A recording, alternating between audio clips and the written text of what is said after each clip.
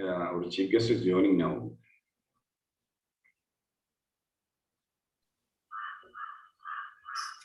The principal, sir, Dr. Deepak Maan also we have to wait. We are waiting for them.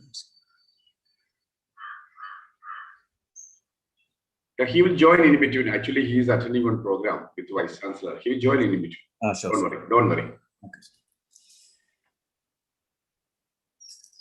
Right, sir. Start the program. Just wait for the chief guest to join, sir. Yeah. He's joining. He's joining.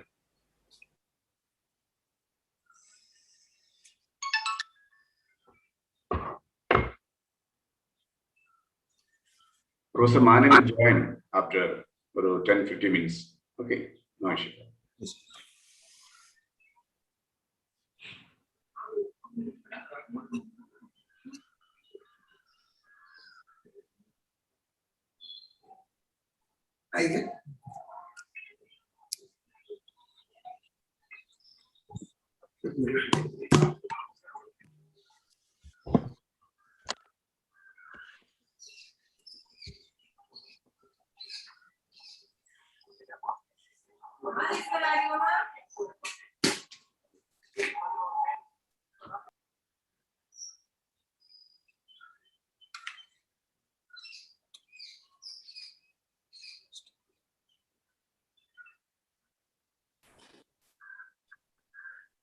Once CG joins, we can start the program.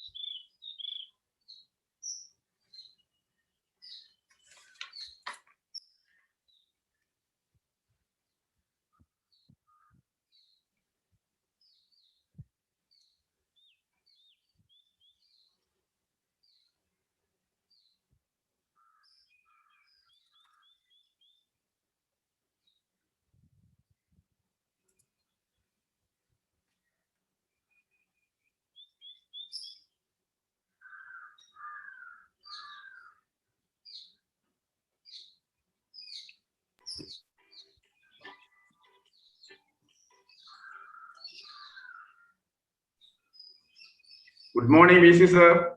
Good morning. Good morning, sir. Good morning. Mr. Felix, we can start the program. Yes. Good morning, one and all. Person here. Let us start this conference with a word of prayer. I invite Dr. Glory to proceed. Our gracious Heavenly Father, we thank you, Lord, for this wonderful day. Lord, as we all have gathered here for the psychological preparedness on peak performance conference, Lord, we commit each and every one of us into thy hands, O Lord. Lord, we give our chief guest, Professor L.B. Lakshmikant Rathore, in your hands, O Master. You bless him and protect him abundantly, Lord. Lord, we surrender all the rest of honors. Bless Bevinson, Penrin Baraj, Dr. V.S.C. Sai Kumar, Abhimanyu Singh, Professor Deepak Mane, into your hands, O Master. Lord, you fill them with your grace and mercy, O Father. Lord, we also surrender the rose person, Dr. Bobby C. Anthony and Dr. Jamia Cosma, into your hands, O Master. Lord, lead them by your grace, O Lord. Give them a heavenly wisdom. Lord, whatever the materials to share with us, Lord, let them be useful for every one of us, Lord.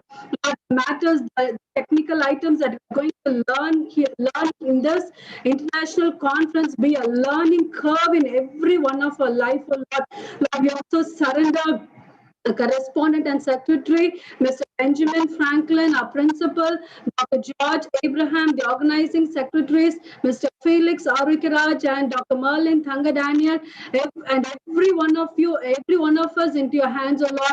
We thank the members or the organizing members, the technical team, the teachers, the students, the participants, Lord, everyone into your hands, O Master. Protect them. Lord, let this be a refreshing conference in our life, O Lord. Whatever the things that we learn here be implemented into the life of the students and the athletes, Lord. Make it a blessing one for every one of us. In Jesus' name I ask. Amen.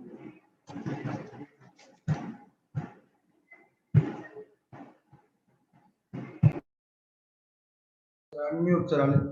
Please unmute. Mr. Felix, please unmute. Thank you very much, Dr. Glory Darling Margaret. The best way to get something done is to begin. My name is Felix Arokira, Assistant Professor. As one of the organizing secretary, taking this opportunity to welcome the gathering of this international conference on psychological preparedness on peak performance. First of all, I would like to welcome a great personality, today's chief guest, Professor L.B.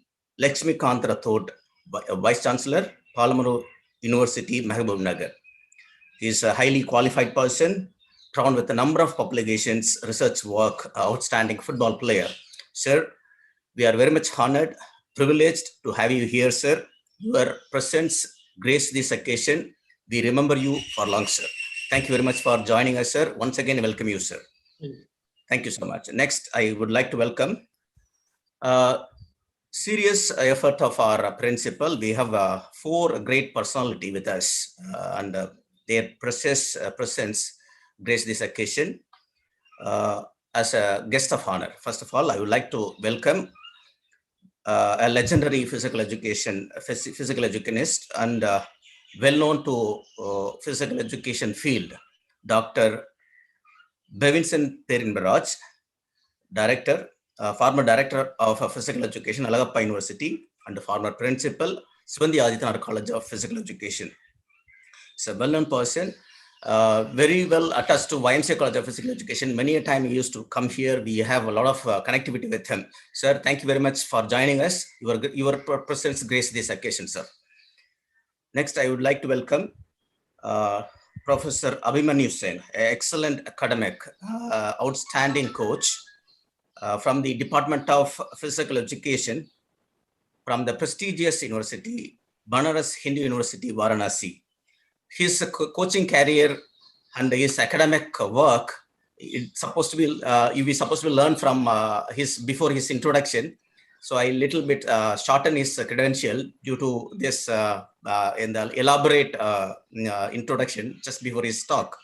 Sir, we are very much honored and privileged to be here as one of the guests of honor with us, sir. Thank you. Thank you very much. Next, I would like to welcome a man with a pure white, with a clean heart, a very easy approach person. We are very much admired of him in terms of the courtesy. Professor Dr. VST Sai Kumar, sir, Principal Secretary, Sri Maruti College of Physical Education from Coimbatore. His presence transcends a good vibe that spreads among us. So thank you very much for joining us and welcome you, sir. Thank you. Thank you. Next, I welcome Professor Tibak Baikachimman. He is not available right now. Probably will join us in 10 minutes. So formally, I welcome him also, sir. Now, we have 2 important persons with us, 2 resource persons. They are going to transcending their ideas with us. One, Dr. Germina Kasma, a professor, University of Craiova, Romania. Madam, we are very much privileged and very much eagerly waiting to see your and listen to your talk on psychological preparedness. Your ideas will enlighten all the participants as well as all the faculty members attending this conference. Thank you very much for joining us. Once again, welcome you. Thank you very much for inviting me here. Next, I welcome Dr. Varghese C. Anthony. He is going to share his ideas on psychological preparedness from King Fahd University, from Saudi Arabia. Sir, we are very much privileged and we are eagerly waiting for your talk, sir. We welcome you, sir. Thank you very much. Next, I would like to welcome our correspondent secretary is leading us with all the moral support. He's not available right now, but formally I'm welcoming him for this conference. Next, every beginning comes from some other beginning's end. Now I would like to welcome our principal. Because of his serious and sincere effort, we are organizing many conferences. His effort is not a searcher of consensus. He is a molder of consensus. He is molding us, make a consensus, and organizing many number of conferences and motivating us and leading us in the front to conduct this kind of programs. Sir, I welcome you, sir, for this conference. Now I welcome all my colleagues, my fellow workers, and all the participants. Once again, welcome you all. Thank you very much.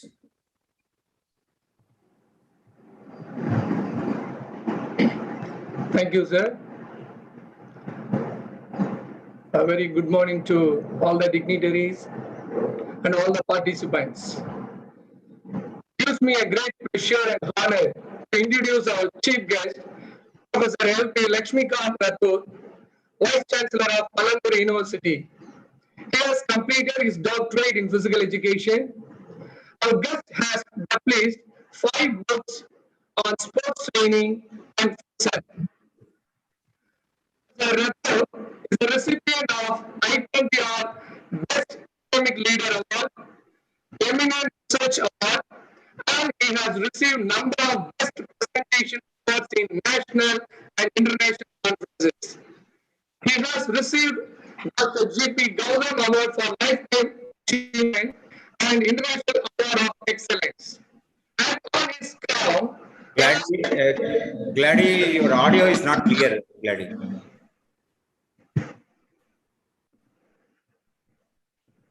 so now is it clear, sir?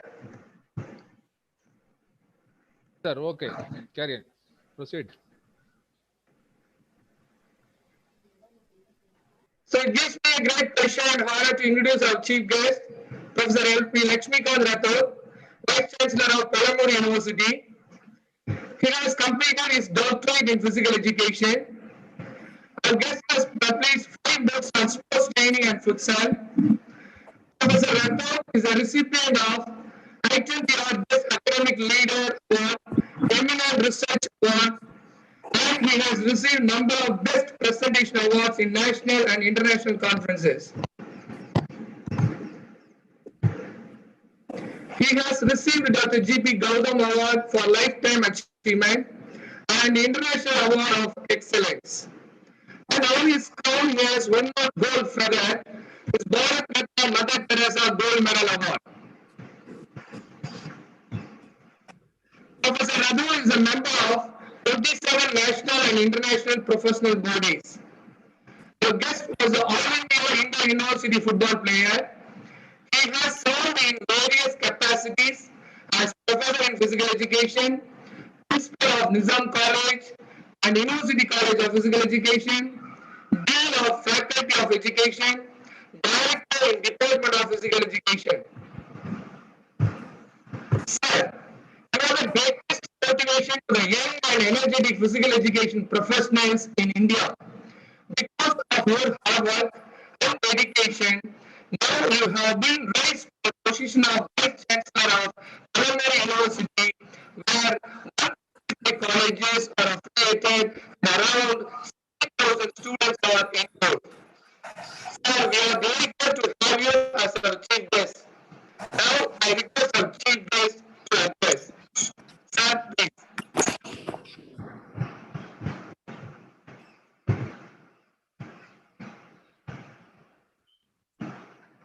Sam, hello. I'm audible. Yes, sir, we can hear you. Yes, sir. Very good morning to you all. It is indeed a great pleasure, privilege and delight to me the morning to be a part of this abundant and prestigious program on the prestigious occasion of this YMCA College of Physical Education centenary celebrations. I wholeheartedly acknowledge the gracious presence of Honorable Justice Sri J.B. Kaushi, President YMCA of India, Chairman Honorable Justice Retired Sri Kurian Joseph, today's guest of honor, Professor Abhimanyu Singh, Head Department of Physical Education, Banaras Hindu University, Dr. CHVST Sai Kumar, Principal Secretary, SR MV Maruti College of Physical Education, Coimbatore, Professor Deepak Bakaji Mani, the Director of Sports, Head Department of Physical Education, Savitri Bai Phule University, Pune, Benjamin Franklin, Correspondent and Secretary, Principal and Governor, Dr. George Abraham is the great personality. Raju George, Administrator and State Manager. J. Moses, Executive Secretary. S. Jagan, Project Secretary, Resource Persons. Varghese C. Anthony, Department of Physical Education, King Fahd University, Petroleum and Minerals, Saudi Arabia. Dr.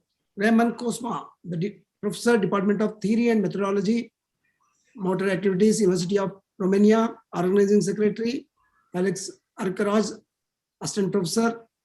Dr. A. Marilyn Frank Daniel, Assistant Professor, members and the entire organizing committee of this great and historic event. I am really very happy and proud to be a part of this international conference on psychological preparedness on peak performance. And I really appreciate the very concept of which is very appropriate to this mega occasion. Well, friends, I truly acknowledge the initiative of our physical education legend in South Asia and India. Mr. Harry Kraubock, who is also the founder of this historic institution. He pioneered the physical education training in India in the year 1920. And as I know, the academic operation started in 1931. Mr. Harry Kraubock, who is from Pennsylvania in the United States of America, came as the way and established the first physical education college in South Asia. In fact, he also authored the most authentic encyclopedia of physical education and sports, the most famous and popular buck rule book, whichever physical education has to refer every day. I know this college offers courses in undergraduate, postgraduate, diploma, and certificate courses in physical education. As an enthusiastic sportsman, I had a great desire to pursue my bachelor and master's degree in physical education in late 1990. But circumstances did not help me way and fulfill my dream to be a student of this historic and prestigious institution. My dream remained unfulfilled, but today I heartful thank to the organizers for inviting me as a chief guest to this international conference. It has at least fulfilled my desire partially. Friends, as we observe that to participate or involve in any activities in our normal life, we need to have a psychological and mental preparation, which is very essential, and it is a basic component. Unless and until you do not have a inclination, it is very difficult to perform or participate in any activities. Obviously, when it comes to participate in sports activities, we need to be a total geared up to give out our best. When we give out our best, it is basically of two components. Firstly, is to be physically fit and equipped to participate in any competition. Second, to have a psychological or mental preparation for a particular sports.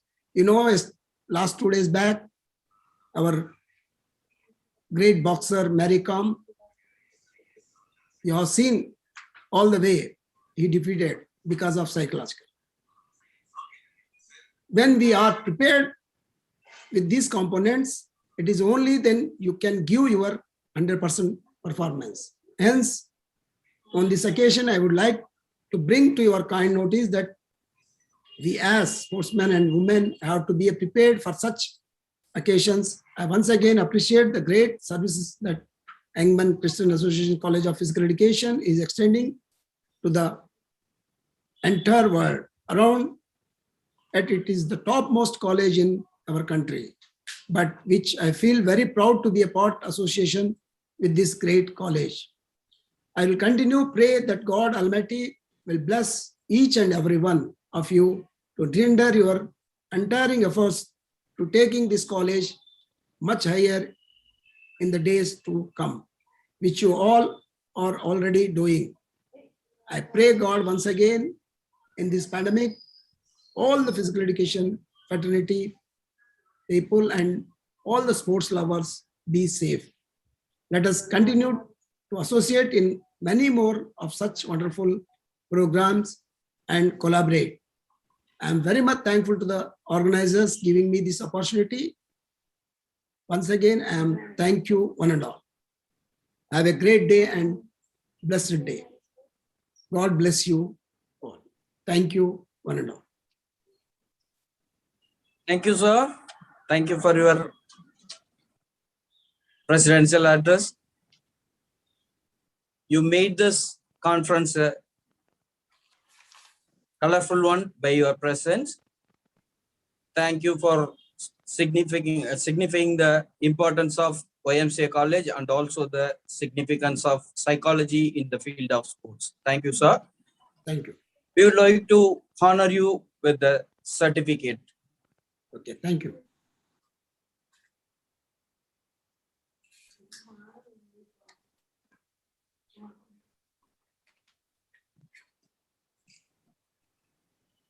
Sir, please accept the certificate, sir. Thank you.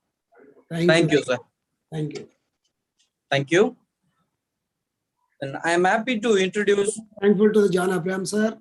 Is a legendary personality. Thank you. All the organizers. Thank you. Thank you, sir. Thank you, sir. At the outset, I am happy to introduce Dr. S. Bevinson Perimbaraj, who is still serving the field of physical education as teaching faculty at Kovilur Roundavar College of Physical Education and Physical Education, Karakudi. Sir started his career in the year 1977 as a teaching faculty in Alagappa University College of Physical Education and Sports. Still, he is rendering his service in the field of physical education. Sir served as a mentor for physical education in various capacities and capabilities. By his efforts, he was elevated as the principal of Alagappa College of Physical Education. And at that time, he was also serving as the Director of Physical Education, Alagappa University. He has coached and accompanied the Alagappa University football and athletics team for several years. He served as a principal in Dr. Sivandi Adityanar College of Physical Education after his retirement for nearly a decade, from 2010 to 2020. He has produced 26 PhDs. He has also presented 15 research papers and attended 21 seminars. He was holding the additional responsibilities as equipment in charge, deputy warden, organizing secretary of Alagappa University College of Physical Education Alumni Association football tournaments, campus development in charge. He also has published 6 books in the field of physical education and sports. He has served as the Board of Studies member for LNIP Gwalior, Maharaj Kamaraj University, Manonmaniam Sundaranar University, Ayanada Janayamal College, Arulanandar College, Rajas College, Maruti College of Physical Education, Bishop Bieber College, Tirchi.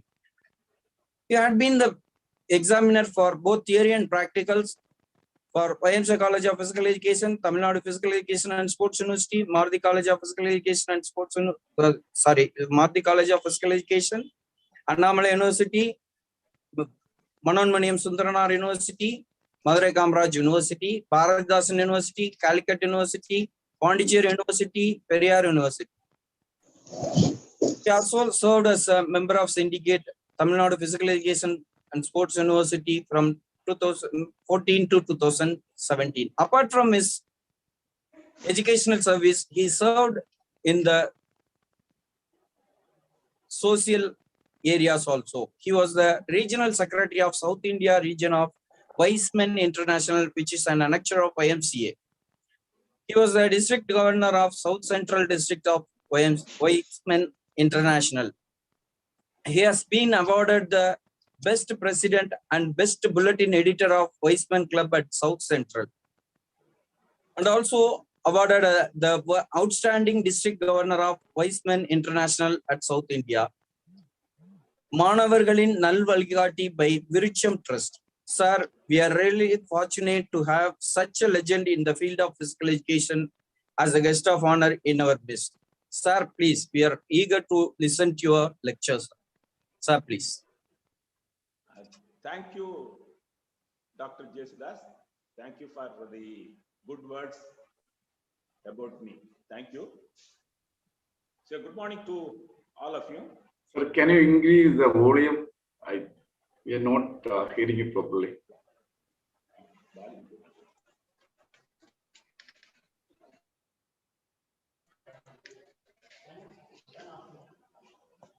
Is it audible now? Is it audible? Sir, audible, but volume is little. The volume is maximum, I can. Okay, sir. Can you proceed? Okay, sir, please. Good morning to all. I am much grateful to the management and the principal of YMCA College of Physical Education, a pioneer institution in the field of physical education, for inviting me to be a guest of honor for the international conference on psychological preparedness on peak performance, organized by YMCA College of Physical Education, Chennai, in view of the centenary celebration of the college. The YMCA College of Physical Education was founded by Harry Krobuck in the year 1920. Now it is celebrating its century. This college made a stand for the new profession in education as physical education.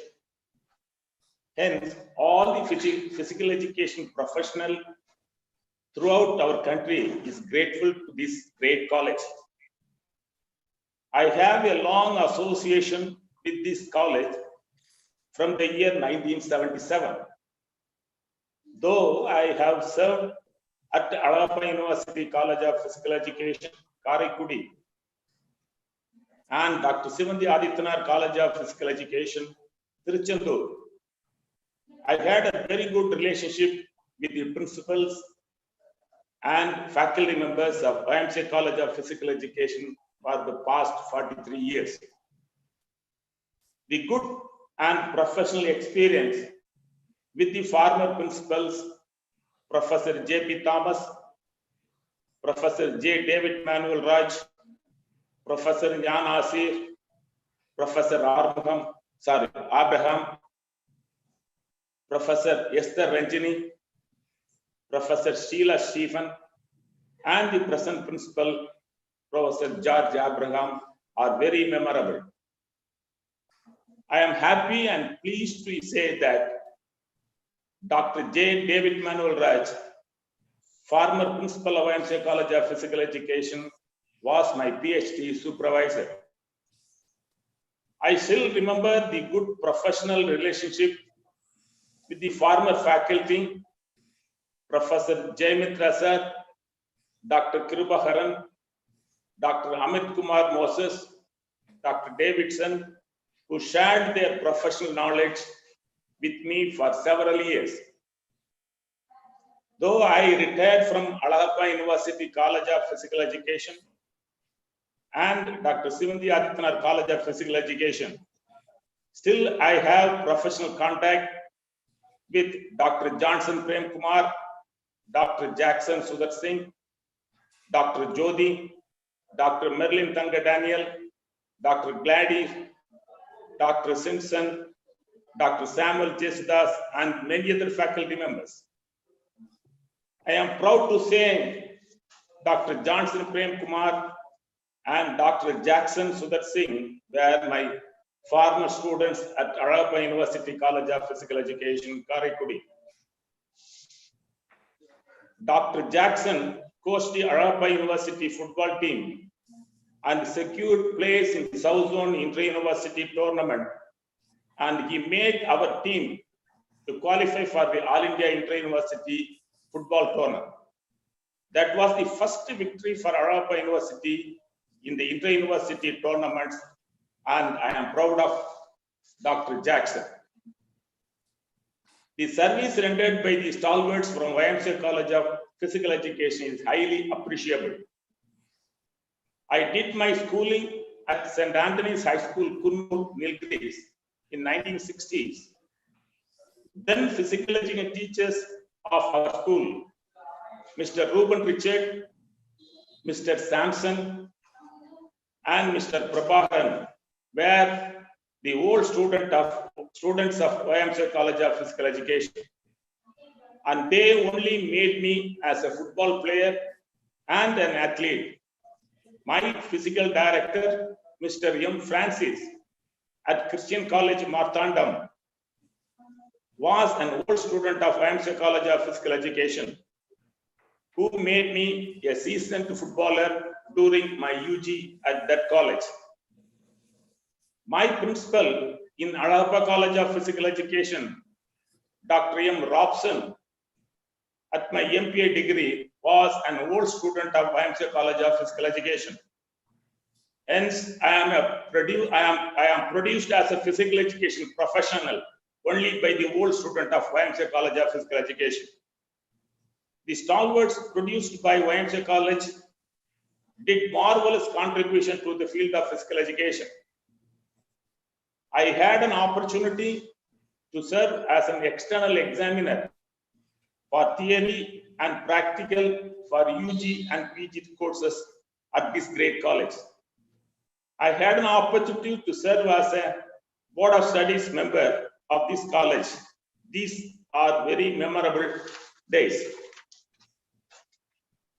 I will pray to Almighty for the YMCA College of Physical Education for its future endeavors. While coming to the conference entitled Psychological Preparedness on Peak Performance, what is peak performance?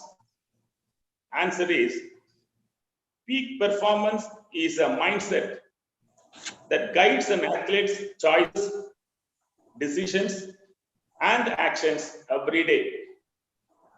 Peak performance requires planned preparation and commitment to the athletic development at every level on physical, technical, and mental on a consistent basis. This title is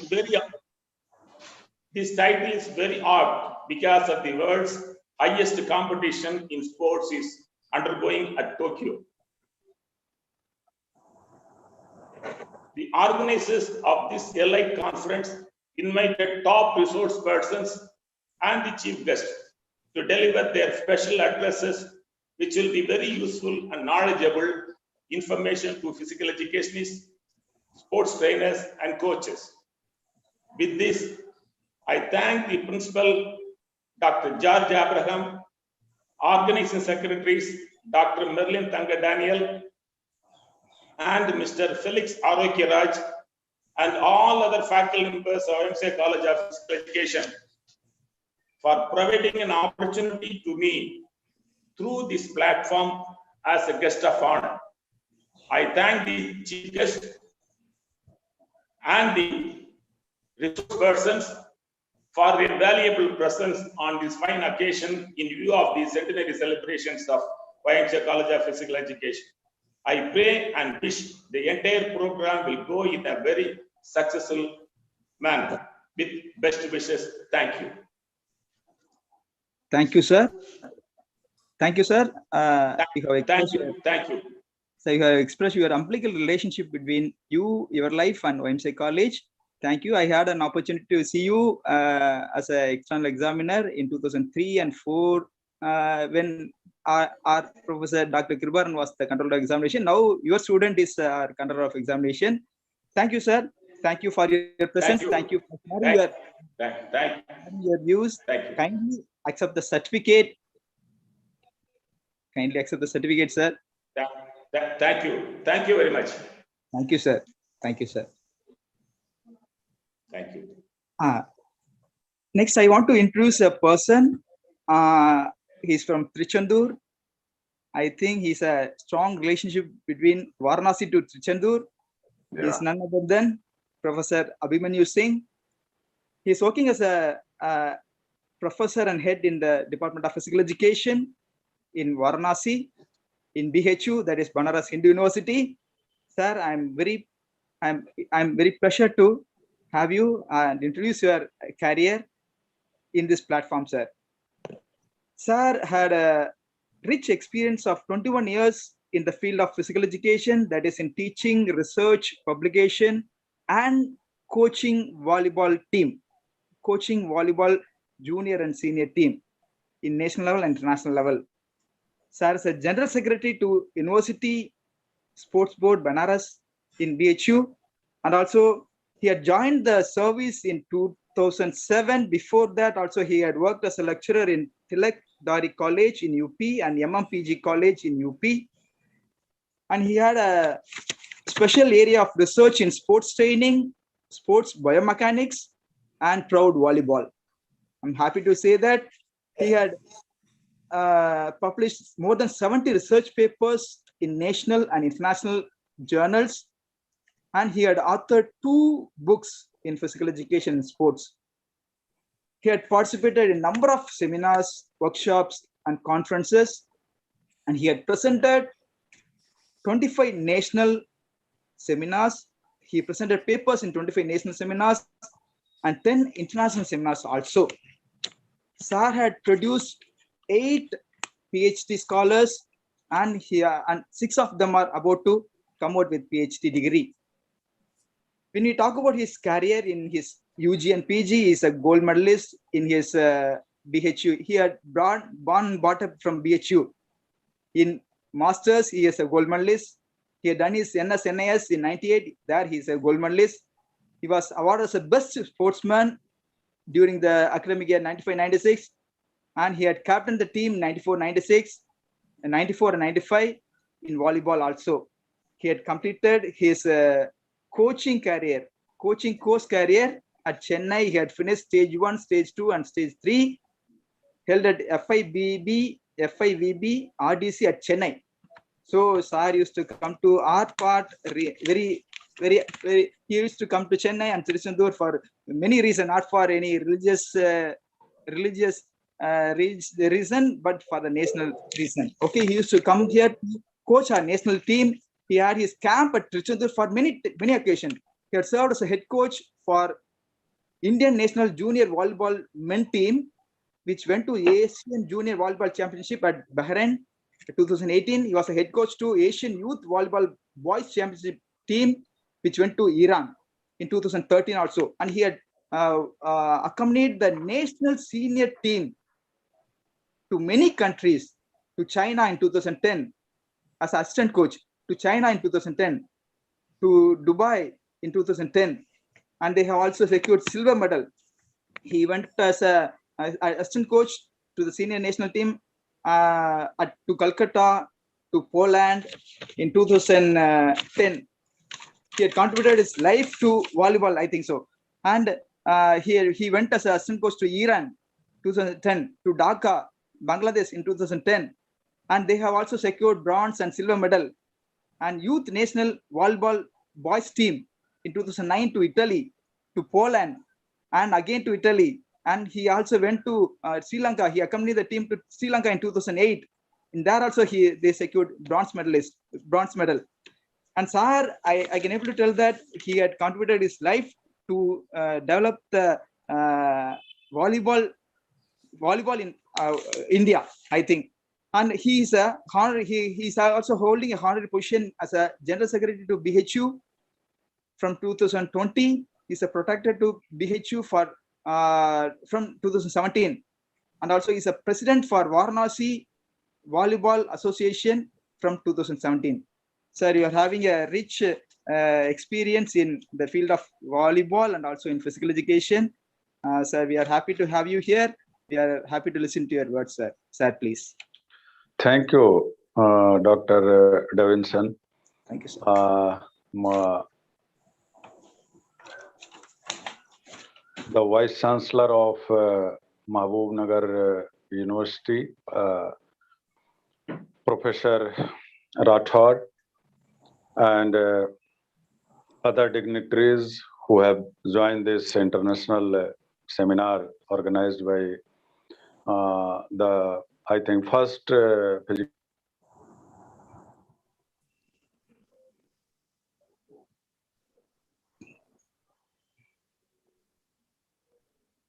Please. My friends, Dr. George Abraham, who is organizing this wonderful international seminar on the very important issue, sports psychology and the preparedness of the sportsman for their peak performances. I worked for the Tiruchendur. I have a great relationship with Tamil Nadu, and I was almost more than 1.5 years in Tiruchendur, and once I met Davinson sir also. Once he was posted at Tiruchendur. That time I was the assistant coach of Indian senior team, and we were preparing for the Asian Games. Staying more than 1.5 years in Tiruchendur, almost I know each and every districts of Tamil Nadu in my volleyball career, and it is the great relationship with the Tamil Nadu, the very great persons of volleyball. I have the relationship, those were from the Tamil Nadu, and I worked under them and their guidance and leadership. Whenever we started our career in physical education as a students, from the very early stage itself, we used to just study the name of your great college, the YMCA College of Physical Education, and we groom by studying about the YMCA College of Physical Education. That's I feel that the role is very big of your institution in our country. The era of 1920, like your institution is going to complete its centennial year. There were no institution in the country that time for the physical education, and your institution did outstanding to spread the physical education. Almost the people, those who have taught us in the area of physical education and sports, almost they have completed their professional career from the YMCA itself. At the earlier stages, and nowadays number of institutions are the country, and I always feel that your institution have the influence in our profession in all over the country. And you people are especially the principal of this great institution organizing this seminar. We are very grateful, and as I am very attached with the profession of coaching along with the physical education, I feel very important role of sports psychology and preparedness of the mental ability of the players for their performance. It is very essential. And number of stories are there that how a player performance can be manipulated or the developed with the help of psychological preparation due to a man or a player is working with his muscular capacity or muscular ability, but the all muscular ability and body function is totally depended by his or her psychological preparedness. Thus, it is very important issue and it should be addressed properly. Although we are facing the problem of psychological, the people from the professional from the psychology or sports psychology wing, we don't have that much specialization in the country. That problem we are facing when we are training our national teams. And it is the responsibility of all the physical education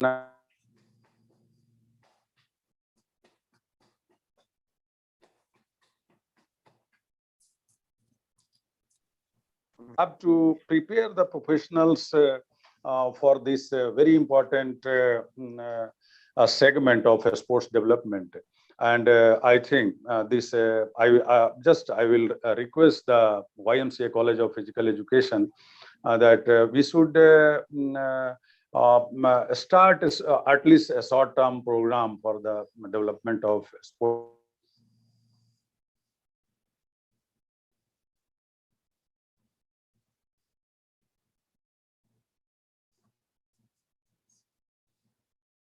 In leadership of YMCA,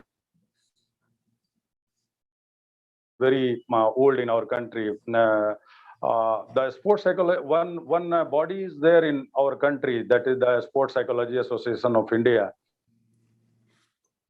Willing to start, I am also a member of that association, and they are willing to start some courses for preparing the professionals of who will be able to handle the Indian teams or the national teams or the state teams. They are willing to do something, but they are searching the institution should come forward and take their role. That's why on this great platform today we are together. I think the professionals of physical education and sports are here today for discussing the issue, and two great resource persons are here for talking on this issue. My friend Dr. Burgis and the friend from Romania. I think it will be a very fruitful discussion, and we can start some short-term program in collaboration with Sports Psychology Association of India or any government agencies to prepare some professionals who will be able to handle the team. We can add some add-on courses for the coaches, those who are handling the national teams or the state teams also. And it will be better that we can start thinking from today onward from the platform of YMCA College of Physical Education. I am very thankful to the YMCA College administration for inviting me to join this mega event, this very prestigious event being organized today by the college, and my friend Dr. George Ibrahim and his entire organizing committee for inviting me and sharing my view with you all. Thank you very much.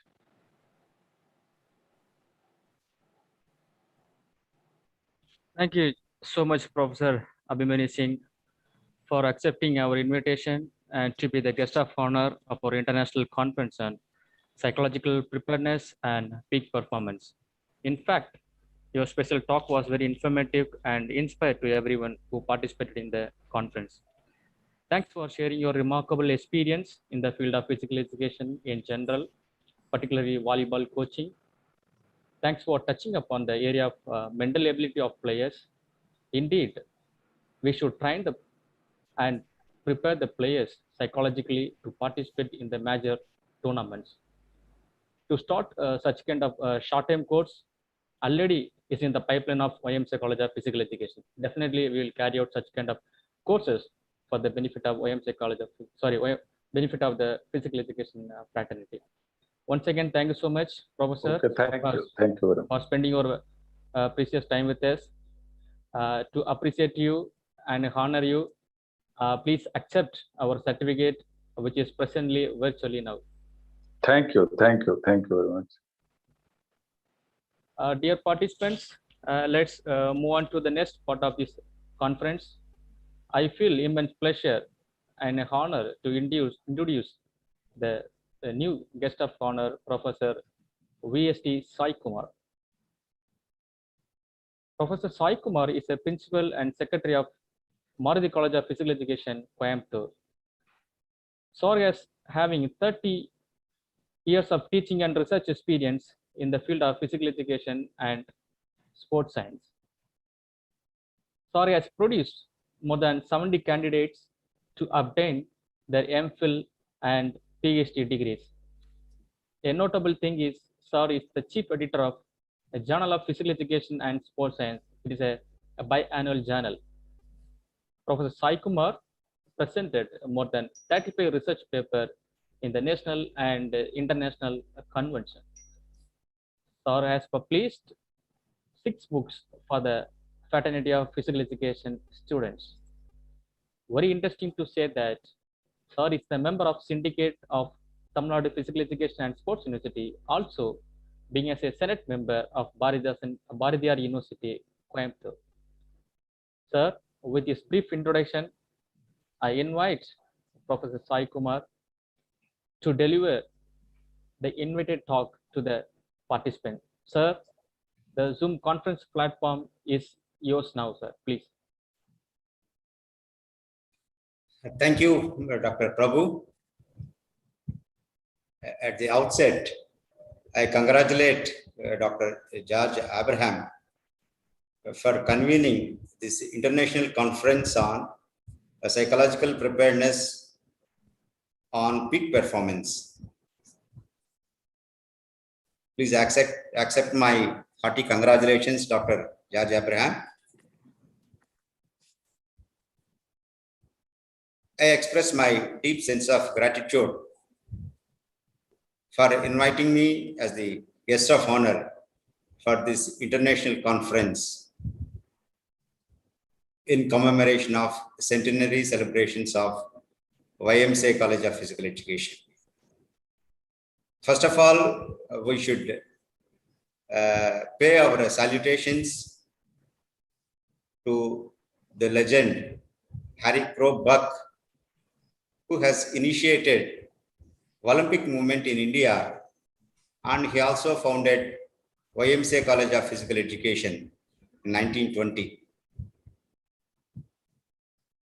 Because of him only, now we are all gathered here and celebrating centenary celebrations of YMCA College of Physical Education, and also able to organize this international conference. On this happy occasion, I would like to congratulate and express my sincere thanks to Mr. Benjamin Franklin, Correspondent and Secretary of YMCA College of Physical Education, for taking initiative in organizing this international conference.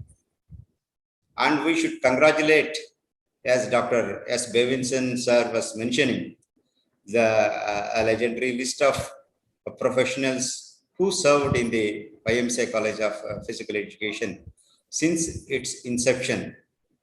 We should thank all the former faculty of YMCA College of Physical Education who have made this institute a pioneer one and also a model institution for the entire India.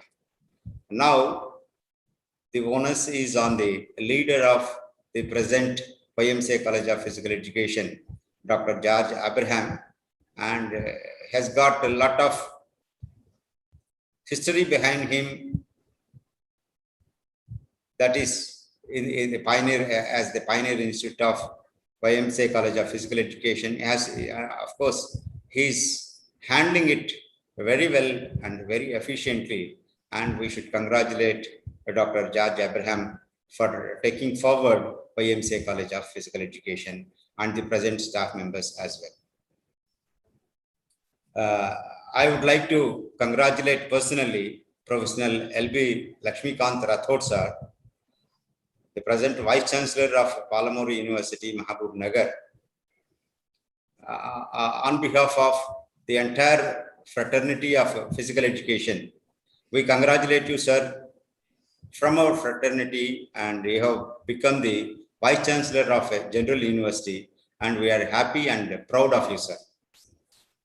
For your kind information, I am from Andhra Pradesh, basically from Guntur. Basically, I'm a cricketer. I represented AP Junior State in cricket. Later on, did my NIS diploma in cricket. And there is unification, a unique quality of all of our guests of honor and the chief guest. None of us were alumnus of YMCA College of Physical Education. Though we had an association with YMCA College, we could not study in YMCA College of Physical Education, including the chief guest.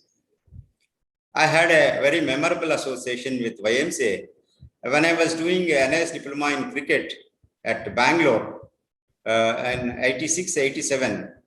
Professor Dr. Sandhanam visited our NIS center, and he was looking for a cricket coach to organize summer coaching camp at YMCA. And our coach, Dr. Manjit Singh Saab, recommended me. And immediately after completing my NIS diploma, straight away, that was in 87 May, I came to Chennai without going home after completion of my NIS diploma. I was here in YMCA Chennai for 2 months conducting summer coaching camp. In fact, my career started only with the YMCA College of Physical Education, with that great stint as the coach, cricket coach in YMCA College. So I was very happy that time, and I could see all the professors and what is physical education and how they are working, and the entire physical education program and the institute. I could go around and felt and there I got the inspiration to serve in a physical education institute. Though I have got many opportunities to serve as a Sports Authority of India coach as a cricketer, but I had that inspiration after seeing YMCA College of Physical Education to work as a professional in particularly in the College of Physical Education. That's how I came to Maruti College of Physical Education. In fact, I was the student of Maruti College of Physical Education in 85-86. I became the lecturer, and I became the principal, and also they have given me the secretaryship.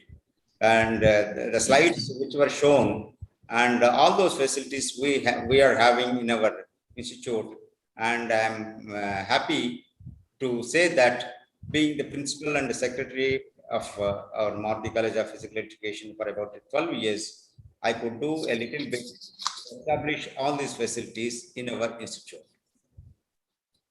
I express my deep sense of gratitude and appreciations to Dr. S. Bevinson Perinbaraj, and we had a very long association as the physical education professionals, and we were together as the syndicate members in the Tamil Nadu Physical Education and Sports University, and we had a wonderful time. We spent a lot of wonderful time together discussing about our profession. And thank you, sir, and for all your elaborate explanation about YMCA College of Physical Education and all the previous professionals who served in the YMCA College of Physical Education. Thank you, sir. I extend my sincere thanks to Professor Abhimanyu Singh, Head of the Department, Banaras Hindu University. We are happy, sir, to hear you. Of course, we could not have direct contact, but on this platform, I could hear you and share your and listen to your experiences. Thank you, sir. I also congratulate the next guest of honor, Professor Deepak Bikaji Mane, HOD, Department of Physical Education, Savitribai Phule University, Pune. We have very great resource persons in Dr. Varghese Anthony from Saudi Arabia and Dr. Jermina Cosma from Romania. I congratulate them, and we are eagerly awaiting for your resourceful talks. On this platform, I would like to highlight 2 points. Of course, Dr. Harry Krobach has started the Olympic movement from Chennai in 1920. But when we introspect ourselves, whether we have reached to his anticipation or to his vision or to his expectation in the field of physical education.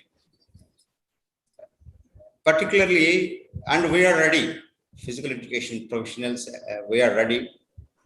But I feel somehow the government and the society is not accepting the physical education profession as the thrust area. They give last area in the institution or in the academics least importance to the physical education. Now we should take up again after centenary celebrations during this moment. Again, once again, YMCA College of Physical Education has to take another initiative from the Olympic movement. It was taken in 1920 to bring our physical education field as the thrust area in the minds of government of India and in the society. All together, we all should, together we can bring that movement. And whenever there are Olympics are going on, and this particular 1 month, the entire population of India will be awaiting for any gold medal. But my personal view, and whatever medals that our athletes they are bringing, it is not because of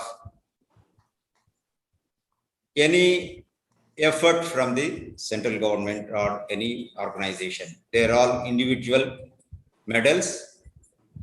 Whether you take Mary Kom or PV Sindhu or Leander Paes or whatever it is, they are all individual medals because of the sacrifices of their family members. Now we should take it as a movement, physical education movement. We should develop sports culture among the society, and the government has to accept, central government and the state government, society has to accept, and the teachers of institutions should accept. Of course, we are ready to teach, and the students are ever ready to participate in sports. Coaches and physical education professionals are ready. Students are ready. The only blocking points are the central government, state government, and the society, particularly parents and the teachers. Those who think that physical education program is a hindrance for the academics, which is good. So that we should break that barrier. I personally request the YMCA to take initiative, and we are all with you to take this movement forward. And now, if we present this movement, and the government and society will listen, particularly because of this pandemic, everybody understood the role of the importance of health, fitness, and immunity.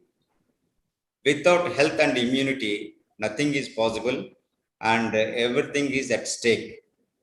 So it is the right time that we should break that barrier and take forward our physical education to the state government and central government.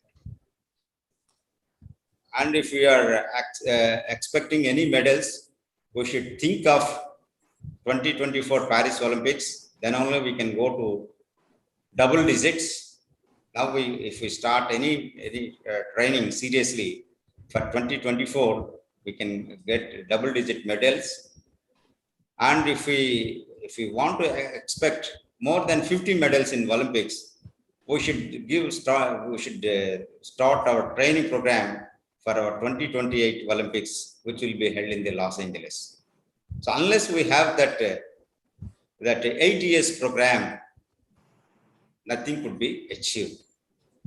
Of course, we are all eagerly awaiting to listen to the resource persons of this today's international conference. So I expressed my views on this particular physical education should be taken as a thrust area in the minds of society. I once again express my sincere thanks to the organizers, particularly Dr. George Abraham and correspondent and secretary, and all the faculty members for having given me this opportunity and express my small ideas. And I thank all the participants who are taking part in this conference. Thank you, one and all. Thank you. Thank you very much, Anna. Dr. V.S.T. Sai Kumarana. He is my teacher, mentor, guide in the field of physical education. We are deeply honored for your sharing of experience. Thank you for your words about association with the YMCA College of Physical Education and the importance of health. And thank you about your views. Definitely, we will take the initiation of Olympic movement and fulfill the expectation of the society in the field of sports. It shows how much passionate about physical education and sports. Thank you very much, Anna. We are indeed honored for having your presence with us. On behalf of the YMCA College of Physical Education, management, principal, and all the staff members, I'm delighted to present the e-certificate. Please accept, Anna. Thank you. Thank you.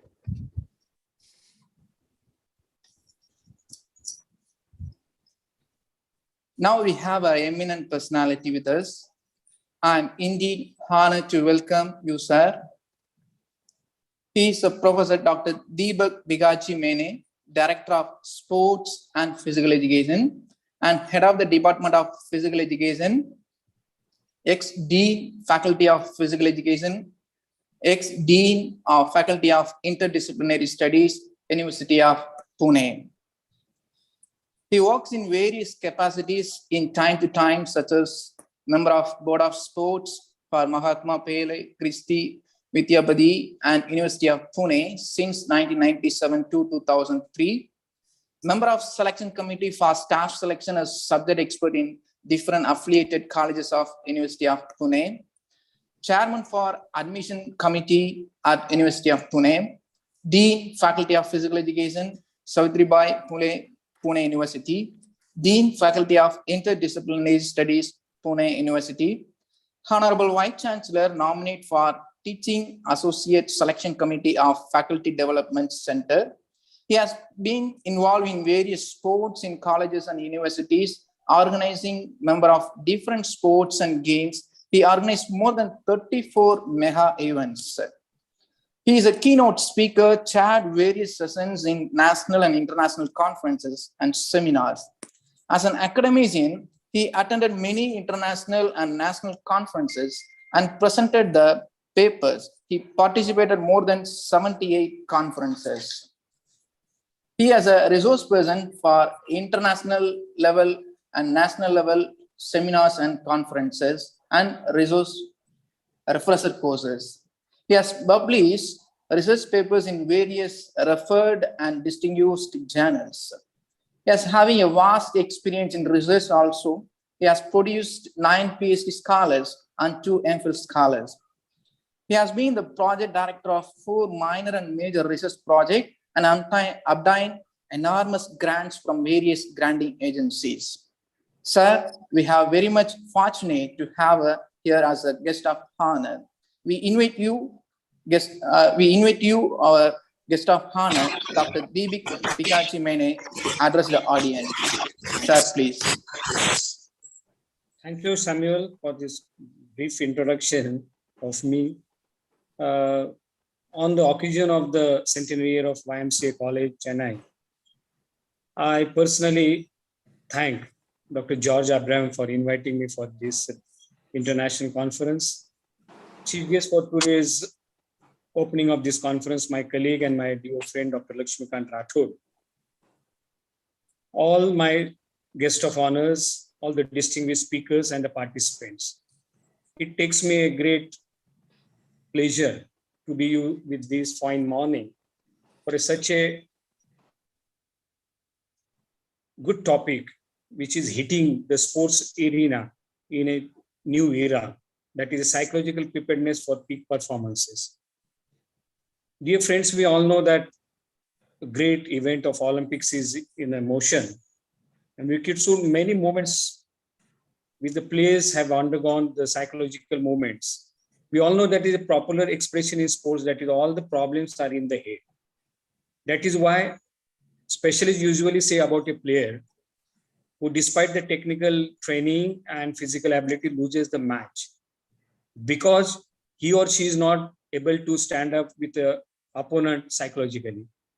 An athlete spends countless hours perfecting his physical training in preparation for the competitions, but he is ready to face the challenge mentally. That we have to think. Focus is important. Learning to manage stress properly and even contributing excitement can improve their mental game when it's time to complete. If you go through the... Yes, please come in, baby. Hello? Hello? Can you hear me? Can you hear me? Please.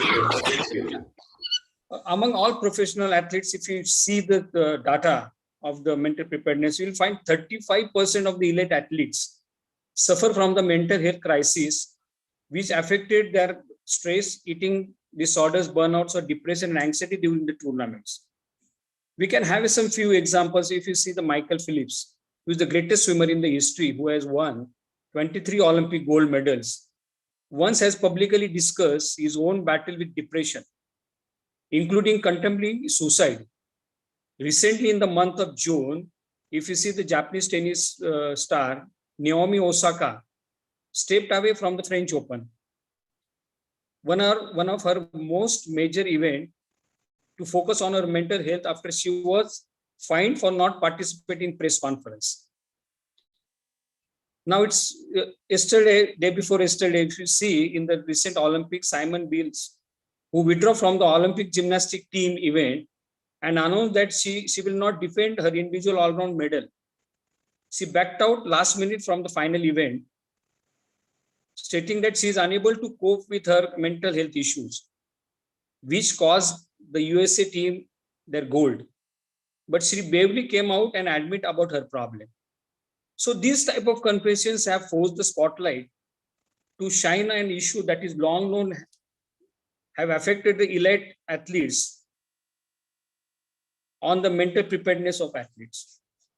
So this is the main crisis what he's been facing in the field of physical education and sports.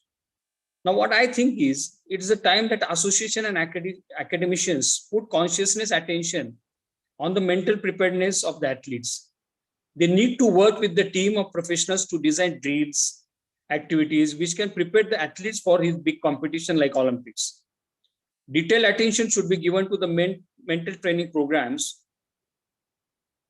These programs should be customized according to the need of the athletes and the nature of their sports.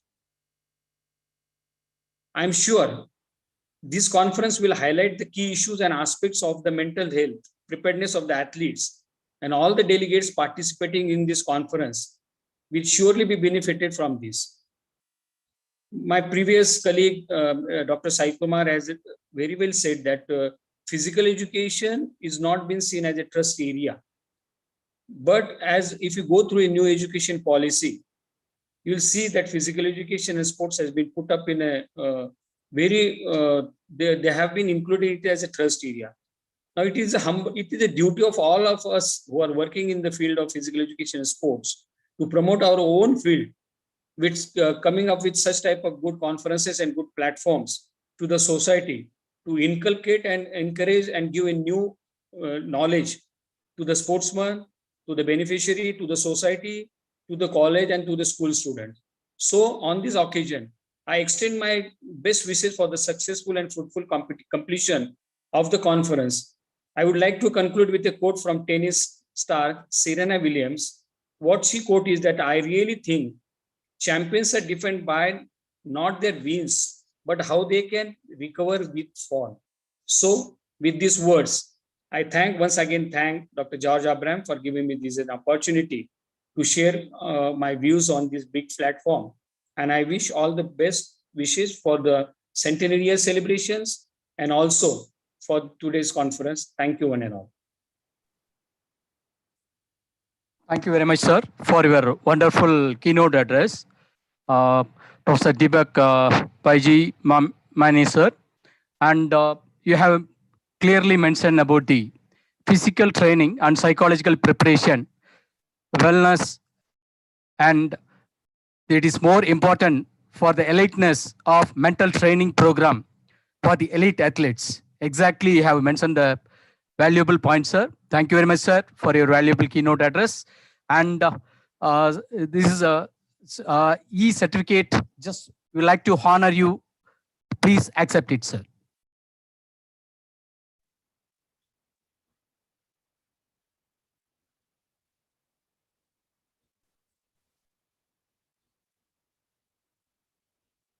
Yeah, this is your e-certificate, sir. Please accept it, sir. Sir? Yeah. Thank you very much. Yes, thanks a lot, sir. Yeah, thank you very much, sir. Thanks a lot. Thank you very much. And now, next, we'll move to the great personality. One is behind us to organize this valuable program and making us to limelight in the international arena by virtue of international conferences. None other than our great personality, Dr. George Abraham, our college principal. Sir, I am very delighted to say a few words about you because you are a very well-known person to the physical education fraternity. But anyhow, I have to mention valuable points here that because the first International Yoga Day, when we organized the international conference, a lot of inquiry has come and they have appreciated very much that they asked me how could be able to organize like this program. Like I said, all because of my principal. So it is a very great effort you have given us, keeping us to in our toes to organize this international conference, sir. And he is a veteran Asia Excel man from our college. We proud to say here. And he is a bright shine of the international conferences. He has published more than 200 papers. And apart from that, here I would like to say that he is the man of tough in by mind and physique. Yes, I know personally and seeing every day in his activities by physically and mentally. That's why I can be able to say, because one incident I would like to quote that when he has come across that he couldn't be able to run in his life while he's running in the competition in Bangalore. But in his willness and toughness of the mind, he has cured and is now he could be able to run. Due to lockdown, I think he didn't participate. Definitely, we are expecting that next veteran national competition he will participate. So in this basis, I would like to say that he is a tough man in mind and physique. And finally, I would like to say that he is a man making all of us in our toes to organize this international conference every week, Saturday, 10 to 1 p.m. Thank you, sir. Thanks a lot. Sir, we are very delighted to hear your words, few words regarding this conference. Thank you, sir. Thanks a lot. Sir, please. Thank you, Dr. Pun Andrezu, for your nice words. Thank you. Good morning to all of you. Today is our chief guest, Honorable Vice Chancellor, of Palamuru University, Telangana, Professor L.B. Lashmikant Rathod, my very close friend since 2010 onwards.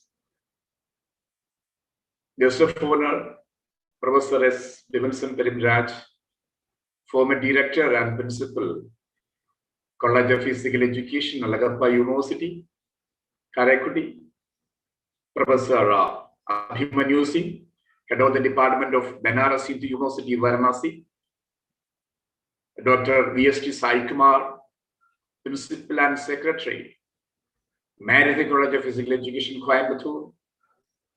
Professor Deepak Mane, Director of Sports and Head of the Department of Physical Education, Savitribai Phule, Pune University, Pune. Respected College Correspondent and Secretary, Mr. Benjamin Franklin, Administrator and State Manager of IMSA College, Mr. Raju George, inviter speakers, Dr. Varghese C. Anthony, Faculty of Physical Education, King Fahd University of Petroleum and Minerals, Saudi Arabia, Dr. Jermina Kozma, Professor Department of Motor Activities, University of Craiova, Romania, professors and physical directors of various universities and colleges, research scholars of various institutions, teaching and non-teaching staff of YMCA College, organizing secretaries, Mr. M. Felix Arogaraj and Dr. M. Merlin Thangadaniel, other organizing committee members, students and friends, very good morning to each and everyone, those who are present in this platform.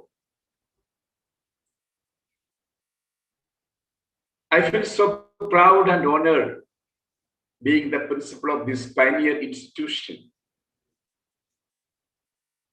Just before, our pride, our fraternity pride, Honorable Vice Chancellor, Professor Lashmikant Rathod, inaugurated this international conference.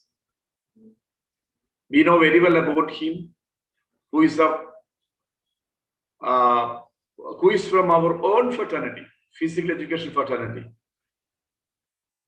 who was head of the Department of Physical Education, Osmania University, and principal of University College of Physical Education, as well as Nissan College of Physical Education, Osmania University. And he promoted as a Dean, Faculty of Education, Osmania University. Recently, he promoted as a Vice Chancellor of Palamuru University. Sir, we are honored with your valuable presence and grace as a chief guest of this program. I consider it is a great privilege to welcome you all to this great institution of sports and physical education and to this international conference on psychological preparedness on peak performance, PPOPP 21, as a part of our college centenary celebrations. We know very well a great visionary and physical educationist and coach, Mr. Harry Kraubuck, established his college in 1920, later who is named as the father of physical education of India. This college has produced more than a lakh of physical education professionals who are the ambassadors of this college and the pillars of Indian physical education, as our guest of honors as well as chief guest said. This is a moment for this college to organize such an international conference. Fortunately, we have an outstanding resource persons are also with us from Romania and Saudi Arabia, Dr. Jermina Kozma and Dr. Varghese Anthony, who is the product of YMCA college. That is a proud moment for us. Who studied here, we are going to introduce him. Just before that, who studied here, and Dr. Varghese Anthony is a product of our own product of YMCA college.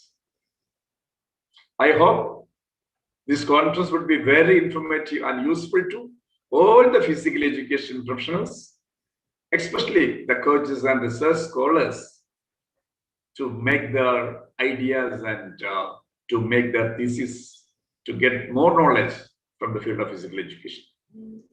I hope these both sections would be very fruitful.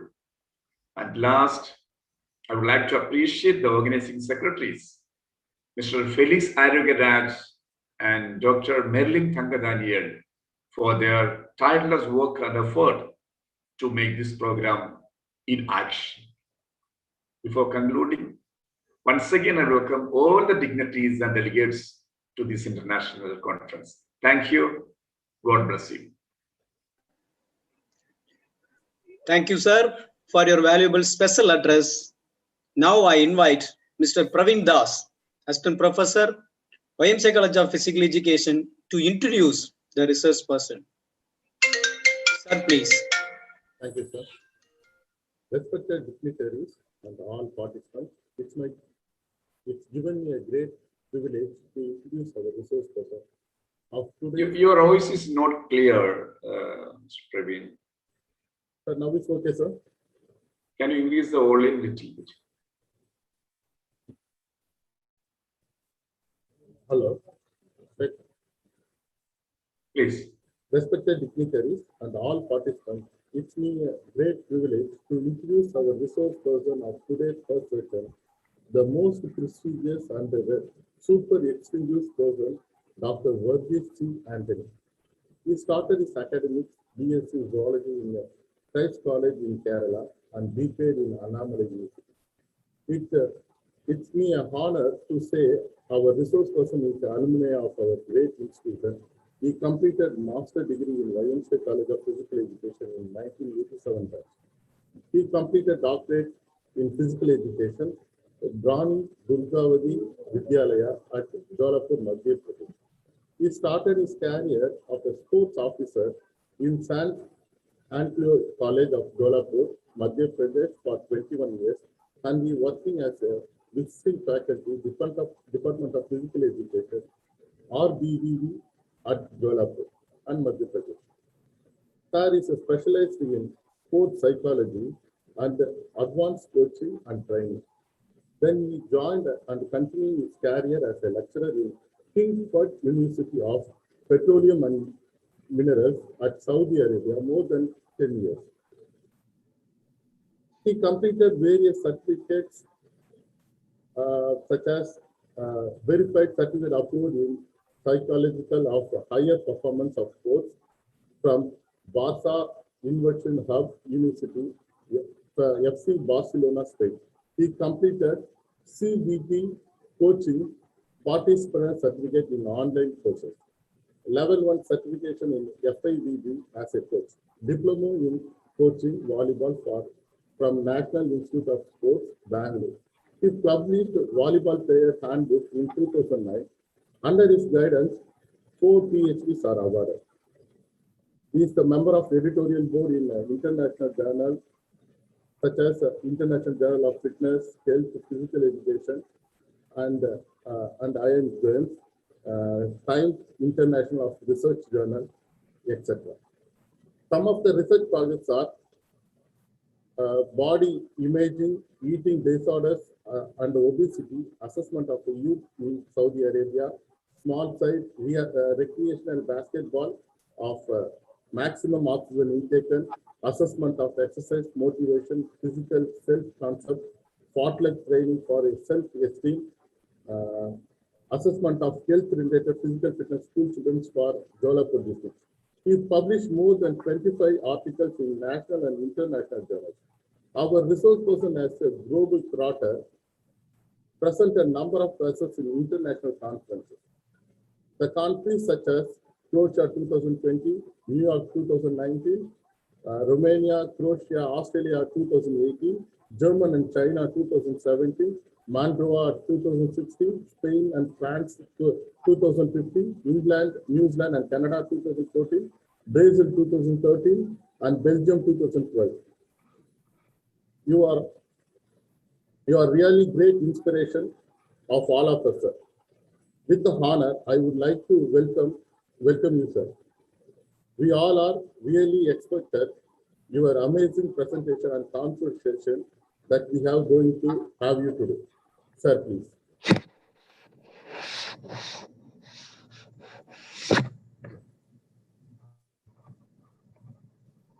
Okay, thank you very much. Very good morning to all of you. Thank you very much for the invitation and kind introduction. I am very happy to join with my family YMCA. Respected chief guest of today's function, Honorable Vice Chancellor Professor Lakshmikant Rathod, Palamburi University, all other guest of honors, dignitaries present in this platform, professors, scholars, physical educationists, and dear students. At the outset, I would like to congratulate Dr. George Abraham, Principal YMCA College, and their team for organizing this international webinar on the occasion of centenary celebrations of YMCA College of Physical Education, the pioneer institution of India, which was established in the year 1920. Without taking much time, let me share my screen.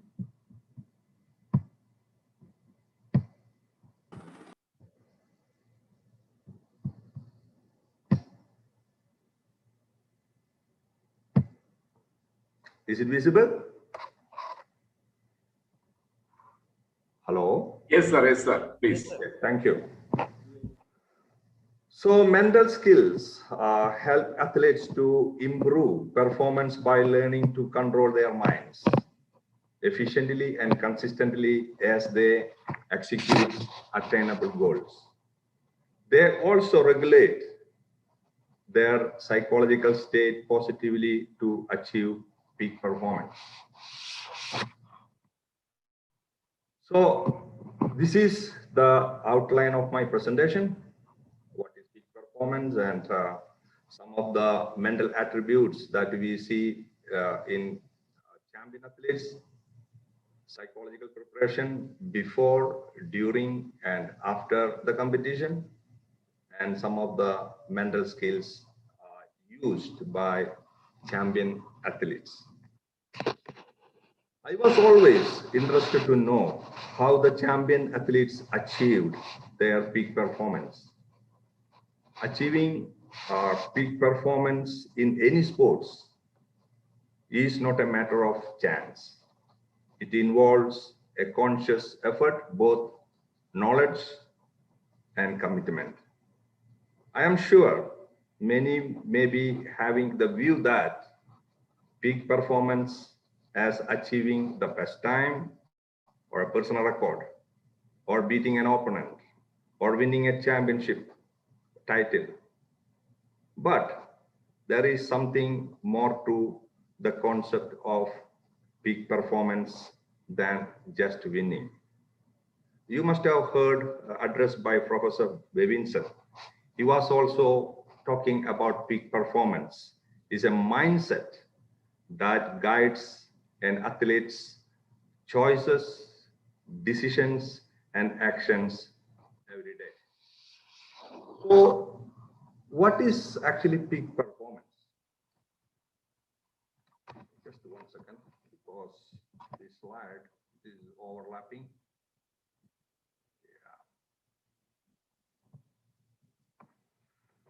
So it is a state of superior functioning whose characteristics are clearly focused attention, no concern of outcomes, an effortless performance, and a feeling of supreme confidence. Another definition, it says that playing up to the maximum potential, So peak performance that requires preparation and commitment to athletic development at every level: physical, mental, technical, tactical, on a consistent basis. Peak performance is often accompanied by what is called flow. It's a flow state. Sometimes athletes, they say that it is an automatic pilot, or maybe say it is totally involved. Some commentators, they say he's on a roll. And sometimes you may heard the word, maybe he's in the zone. So that is what actually the flow. Mihaly Csikszentmihalyi, the founder of the word flow, he defines that is a particular kind of experience so engrossing and enjoyable that it becomes autotelic, that is worth doing for its own sake. They don't see what is the consequences, what is the results, what is the outcome. They continue to totally involved and doing for the enjoyment. When you are in flow in sports, athletes experience the following: a narrow focus attention, feeling that the performance is effortless and automatic, complete control of mind and body, a positive attitude and self-confidence, no fear of failure, feeling totally relaxed. So these are the things you will experience when you are in flow. Now, I would like to invite your attention towards some of the mental attributes which are very common with athletes in their peak performance. Attitude. A good attitude, a positive attitude creates optimism, positive energy, and positive energy is much better at setting good things into motion than negative energy. Of course, this negative energy, if you have in your mind, that will really drain the athlete. Winning has a lot to do with having good attitude. Champion teaches himself the skill of turning things around at his head. He learns how to look at it. If you can believe it, then you can achieve. Self-belief. Always believe in your abilities. That can put you in a position to win. When the pressure is on, the more you have to believe in yourself to perform better. Champion athletes use their imagination to see himself in his mind's eye to accomplish their most desired success. And self-confidence is a byproduct of strong belief. And the stronger the belief, the better the performance.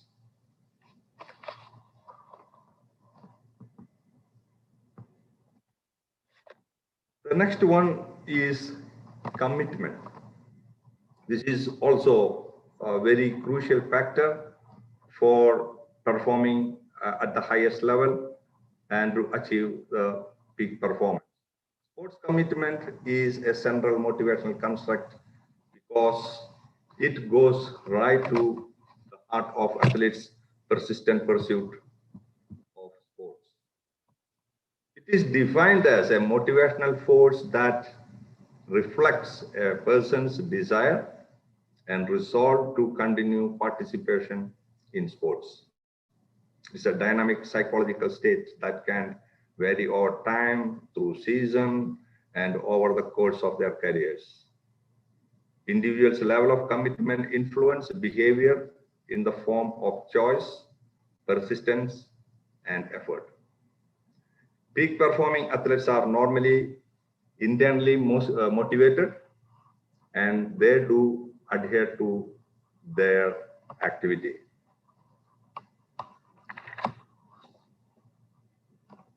The stress and the pressure adversely affects coordination, concentration, judgment, and performance. When you experience stress, heart beats faster, breathing goes up, but maybe shallow, and you cannot think as clearly as usual. So commitment to excel, I just would like to say one example here of Michael Johnson, who ran 200-meter sprint in 1986 when he was a school athlete. After 10 years, he has taken to create a world record in the year 1996, and he has clocked 19.32 seconds. So you can see how much tireless training he has undergone to achieve this feat. So a complete dedication and commitment, and how much he has improved, it is just 1 second and little more. So next one is the coping under pressure. So actually, just now I heard Professor Deepak Mane. He was also talking about mental state and the mental health of athletes in the Olympics, which is going on. So how the athletes, they are coping the pressure, that is very, very important. And somebody was also telling about the Michael Phelps there. See, coping essentially involves an athlete's individual, just 1 second, a response to deal with stressful situation. And I just would like to say about the Michael Phelps here, which I think somebody was mentioning. And he himself has 28 medals in his pocket. 28 medals, in which 23 gold medal and 3 silver and I think 2 bronze. So it's all from swimming, and he's a greatly, he's a very renowned and most decorated athlete of US. So what I just would like to say here, his coach, you can see on the left side, is Bowman. He actually, through his mind's eye, seen many sort of distractions which can come while you do the real competition. So he was really, preparing him for distraction. Sometimes he put off the AC of the swimming pool and the water is very cold and he's training. And sometimes he say, no, I can't do it. Sometimes he, break the goggles when maybe, it is purposefully done. And finally, what happened, because Michael Phelps, he was at Beijing Olympics 2008. He has already won 7 gold medals and equaled the record of Mark Spitz, another great champion of Olympic history. But the last event for him was one of his favorite breaststroke, 200 meter. But if all eyes are on him, because if he take the next gold and it will be a record.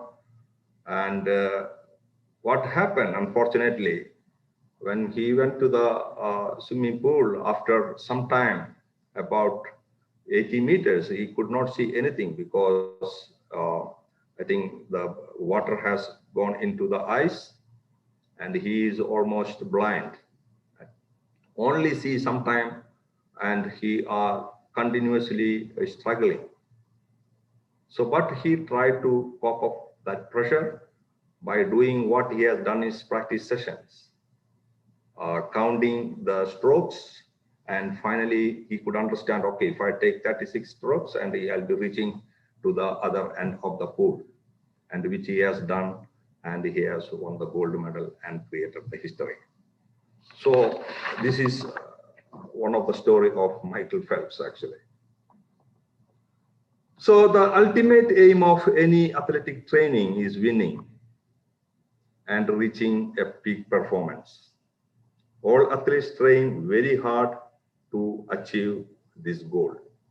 Before that, there is one more which I wanted to talk about is mental toughness, but I just thought that now the next speaker, Dr. Jermina Kosa, is going to talk about, and I hope we will hear more from her. So, is there any winning formula? If you see in the olden days, people used to train an athlete physically, technically, and tactically, and the performance is done. But now, each and every athlete, every coach know that winning is not, it is this triangle form of three components. You can see another big component, that is mental preparation, is very, very important, and it's most of our guest of honors in their address, they have mentioned also. So here I'll be giving some of the quotes given by some of the great athletes. Don Scolander, another swimmer, in his book Deep Waters, he said, Olympic competition, a race is won in the mind. Winning is 80% mental and 20% physical. Another great world record holder, champion athlete, Usain Bolt, in his autobiography, he said, mental strength was a tool in every single race. It was as important as a fast start or a powerful drive phase. Another Hall of Fame catcher, Yogi Berra, don't look into the mathematics of what he said. Baseball is 90% mental. The other half is physical. He has a lot of great quotes by this gentleman. And now, as you all know that the Olympic Games are going on at Tokyo. In the finals of almost all the events, you will see the best 8 to 12 athletes competing each other for a medal. Definitely, you are competing against the best in the world, so that the margin of victory, you can see that very, very small. It may be a fraction of a second, maybe 1 centimeter, or maybe just one point victory. And you will find no significant difference in their physical abilities or technical abilities and all. Then what matters? It is nothing but psychological factors. And it is an established fact and scientifically proven. So now I will be taking into the next part, psychological preparation. And it's already, I think somebody was mentioning also about psychological preparation, which is very important, right? So psychological preparation is defined as the set of training and education strategies and techniques used in order to increase the mental capacity and to develop personality traits that provide successful solution of problems during training sessions and competitions. Competition, of course, it is very complex and also there, which escalates high levels of anxiety. Sometimes it exposes the coach and athletes also. So I was just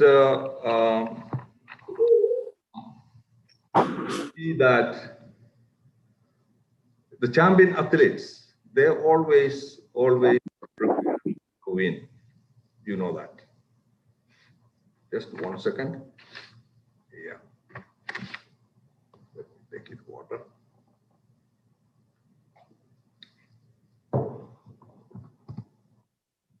So what I am going to tell now about the psychological preparation, which is done before the competition, during the competition, and the post competition. These are the areas actually one should really work on to achieve the peak performance. Closer the time to competition, attention field are more rigid. So the athletes cannot really process the information which is given maybe by the coach. So really one should, prepare well in advance. And most of the preparation actually, done well in advance, because if you are competing for 100 meter, and what coach can do during competition, it is just a fraction, is 10 seconds, is all over. So everything is done. More than 70 to 80% of preparation is done before the competition. Athletes need to be well rested and mentally relaxed in order to perform optimally. Pre-competition is a time charged with the tensions and uncertainty about results, worries about own performance, and doubts, high level of anxiety before the competition. Coach should not expect anything at that moment. He should only ask the athletes just to focus on the performance goals which is set before. In advance, coach should dispel all their doubts, and he should give a clarity in the game plan to be executed. And the role of each player should be given properly. There should not be any major changes or any other adjustment into the personal routine. This all should be minimized. And another very important is, it is a silent enemy of pre-competition is free time. If you have more free time, then you will be, sitting idly and doing nothing. Then your thoughts process or the focus, it may, move from one side to another side, and you may have a lot of issues. So at that time, if you can utilize your free time for imagery or mental rehearsal, and it will be very beneficial. Or maybe pep talks that can help to inspire. Before competition, that is why, you should engage in some recreational actions to focus better.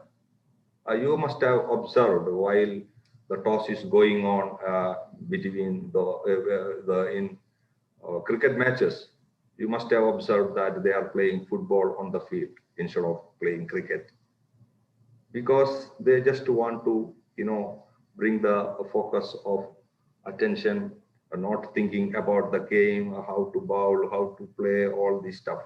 So just relax your mind and go into the field to perform. Okay. So another thing is pre-competition emotional regulation. I don't know many of the Indian athletes, I don't think that we have done that. And I was also working as a coach for more than 20 years. I also never had, these things. So what I would like to say here, they have a pre-competitive profile of each athlete. So that is really wonderful to understand. And they have a sheet in which you will see what is the level of motivation, what is the cognitive ability of that person, how is the behavior of that person on the field or off the field with the phrase, how his physiological reactions, whether it is at optimum level before the match or during the match, and things, everything is analyzed. And maybe on the day of the match, the competition, you may not be playing. As you know that we have physical fitness tests, maybe all the cricketers, they have to undergo yo-yo test or something like that. So if you don't pass the test, maybe you may not be playing that day. He said that he's unfit to play today. The same way, there is, emotional regulations that they have to check it. So competitive sports, as I told you, very intense and stressful at times. So they need, emotional regulation. I think, again, Professor Deepak Mane was saying that some of the athletes, they have withdrawn the gymnastic team from USA, and because she is not in a position to handle the psychological state now. And before that, you have seen Osaka, withdrawn from the French Open. Even what is his name? This Michael Phelps.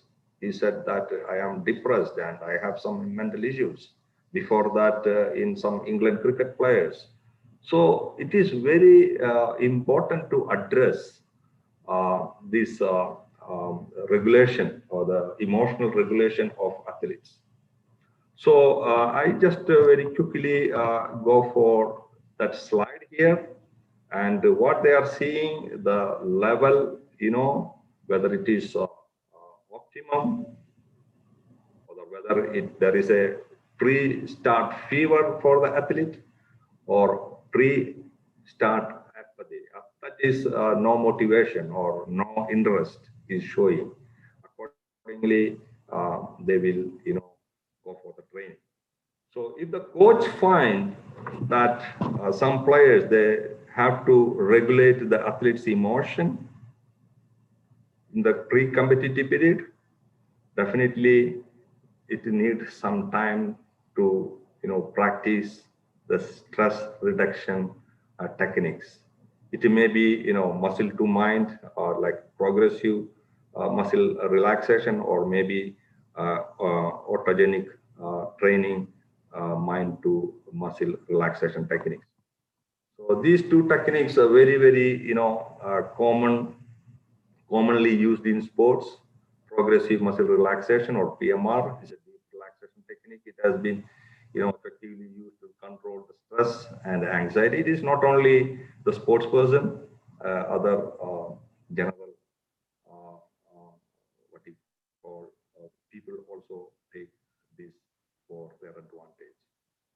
So I don't want to go into the details of this. It is given in almost all the books, but of course, it is a tightening of one muscle group for some time and relaxing that along with your breath control. So the other one is, again, autogenic training, is a relaxation technique which involves a series of exercises designed to produce sensation such as heaviness and warmth in order to promote relaxation. And there are some procedures which we have to follow to get the maximum benefit to reduce the stress and anxieties.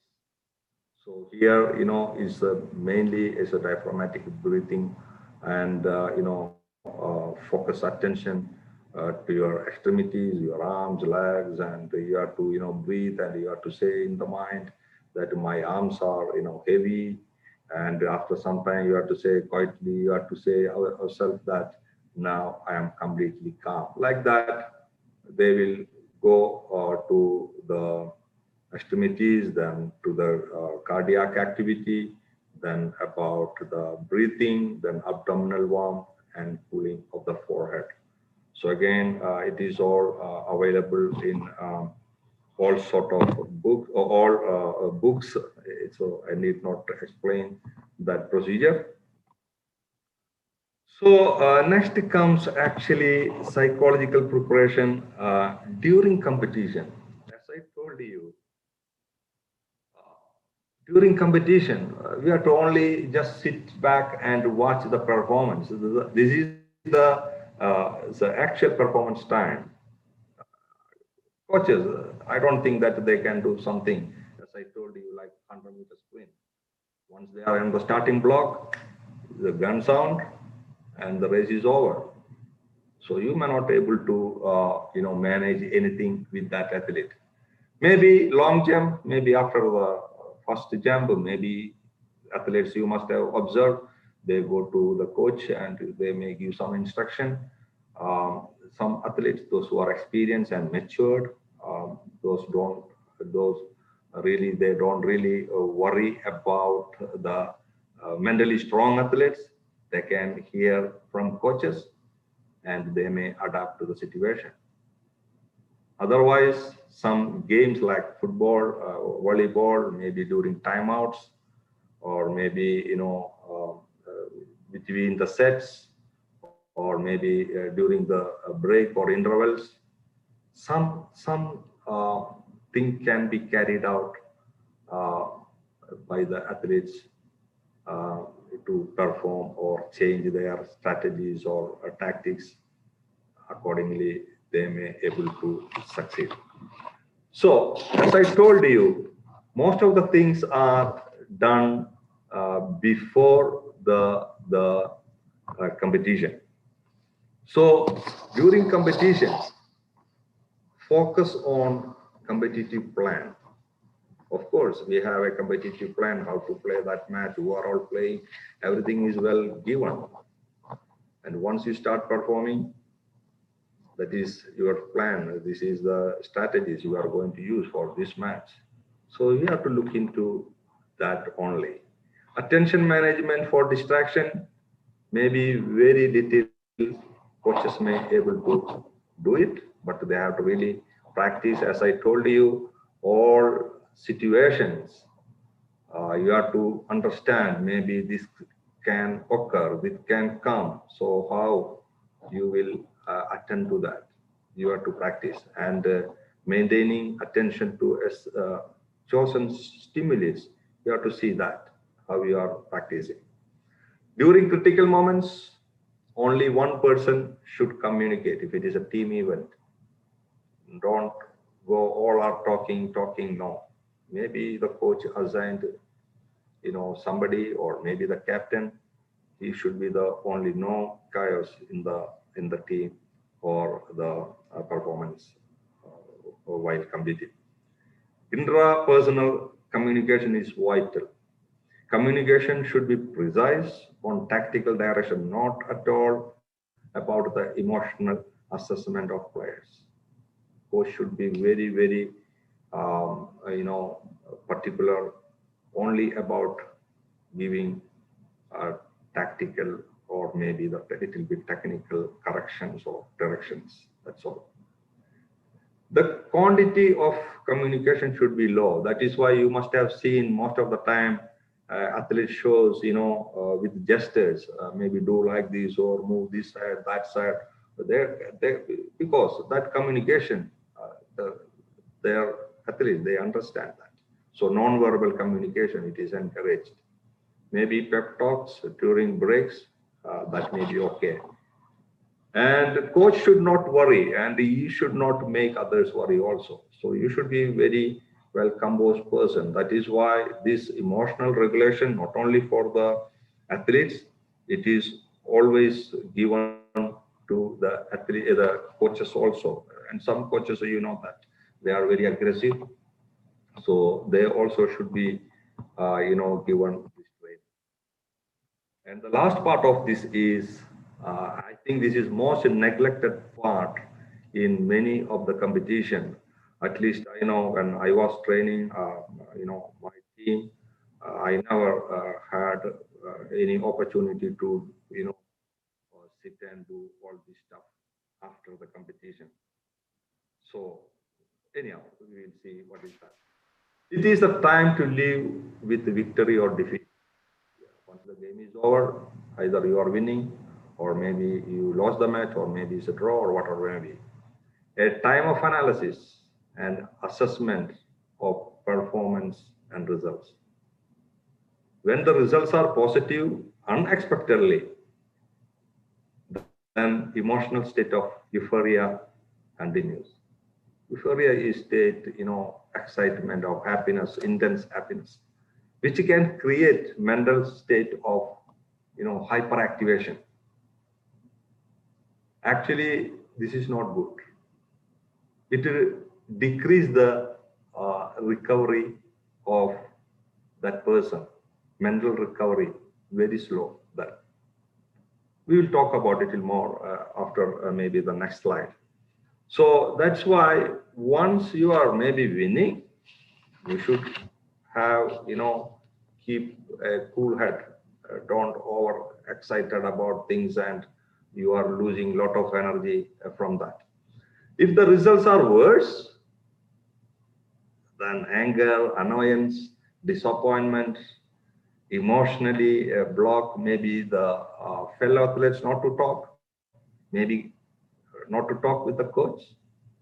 Highly individual moment, search for explanation. What happened in that match, how I did it, how I do that blunder mistake. A lot of things go into their minds and just searching for explanation. That also depletes the energy. When the results are positive, athletes and coaches recovery is made very easy.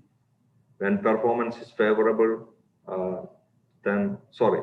unfavorable, then the transition of recovery is very, very slow. So there should be a restorative routine.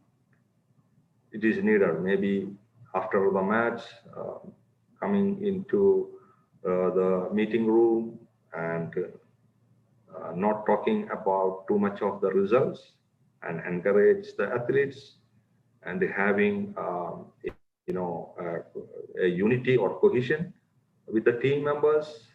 And we should go for some food which can recover and give better nutrition balance maybe for the next match. And you should encourage them.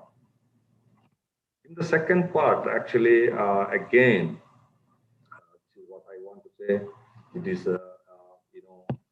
euphoria, or maybe it may be dysphoria, or maybe anger. So these situations, it is not at all help the athletes. Euphoria, as I told you, it is characterized, excitement, high activation level. So the energy consumption is very high. Sometimes the athletes cannot sleep well, they cannot rest well. And they move sometimes from high activation to underactivation. And again, it needs more time to recover, and maybe he or she cannot play the next match. I still remember the World Cup, in which World Cup, the football Brazilian player, Ronaldo, on the day of the next day, they are supposed to play the final. The previous day, he could not sleep and he was vomiting, and he has taken to the hospital because of maybe the mental state. And the previous match, of course, the semi-final, they have won. So a lot of things has to be taken into. If they cannot recover well, they cannot really perform well. Dysphoria, of course, it is just opposite to euphoria. It's a negative emotional state, move to depression due to the poor performance or maybe the momentous situation. So these people, you will see that they withdraw from the social contact and they go to the isolation and things like that. So at the cognitive level, athlete try to find explanation, definitely. But these guys, they catastrophic thinking, it is very dangerous. What happened, how it happened, I was prepared well and how I failed and how I lose that match. A lot of things, a lot of, your thinking process go in away. So it again, as I told you, this negative energy to consume your energy from your body and mind. So that is you have to look into. Anger again, very negative state of emotion. You know that activation level is very high. I have seen some matches about our John McEnroe when he was playing tennis. Very aggressive player. Sometimes he break the rackets, maybe because a bad call, or maybe I still remember one of the final. He said that he could not really focus because of the microphone sound of one of the commentator, and he was winning that 2 sets already, and after some time he lost the control and is very angry, full and explosive state, that this really given a bad performance. He lost that match. So some of the suggestions here, which I don't know, short messages may be given by the coaches, clear messages and encouraging messages, actually focusing on the performance. It can improve self-efficacy, enjoyment, emotional guidance, and you can change their goals, maybe given new terms of goals. So this can be done. Champion de-escalate unfavorable situations using compassion. This is one of the things that you are going to now hear very often. You should be compassionate enough. First, you should, in compassion, it goes in acceptance, understanding, and forgiveness. First, you should accept the errors or that we make it. The others, your teammates make it. Understand that. Forgive what we made so if you then, your mental state will be much better. Not to take responsibility, forgive the mistakes, and bring joy in your training and competition. So I don't know what is the time. I am not really looking to, I hope I have time, right? Yes, sir, you can continue, sir. Oh, okay, thank you. So now we'll move to some of the what do you call mental skills that is practiced by champion athletes. One is goal setting. Before you go for gold, you must first set the goal. It is extremely powerful technique to enhance performance. The coach should carefully set the goal, sitting along with the athlete, looking at the previous experience and their relation and performance. And as you know that there are some principles, it is used. Some people say goals should be smart or smarter or smartest. But let me tell you, the goal should be very specific. It should be measurable. It should be achievable, and it should be realistic, and it should be time bound. And it is a great self-motivation to the players.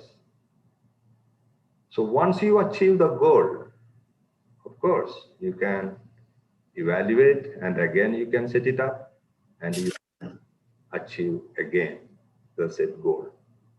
So it continues like that.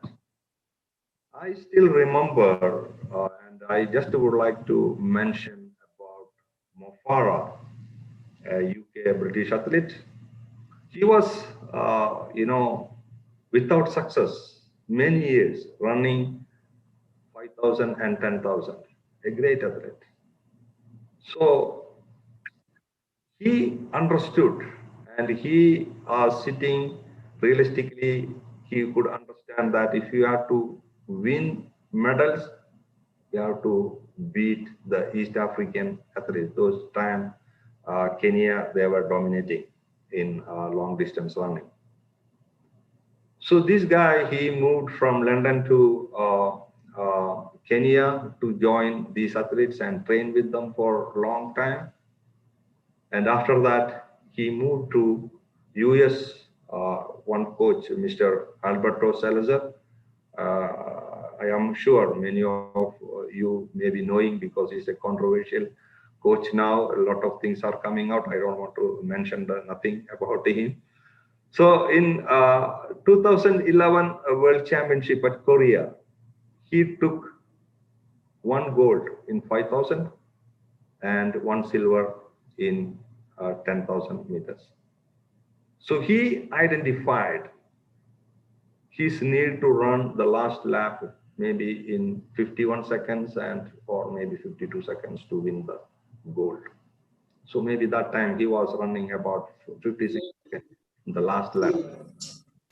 So he set his goal again to run the last lap maybe in, because you know that 10,000 meter, maybe you run 9.5 kilometers and you are totally exhausted and tired, and you are, you know, supposed to run the last lap, maybe 400 meter in 51 seconds. Big task. So, but he really worked very hard to achieve that feat. And 2012 London Olympics and Rio Olympics 2016, he has taken the double. He is the only athlete, I think, in the history of long distance in both the Olympics who got 2 gold medal, 5,000 and 10,000 consecutively. It sounds very simple, but he must have seen the commitment, the sacrifice he has taken all these years for this dwelling work for the success.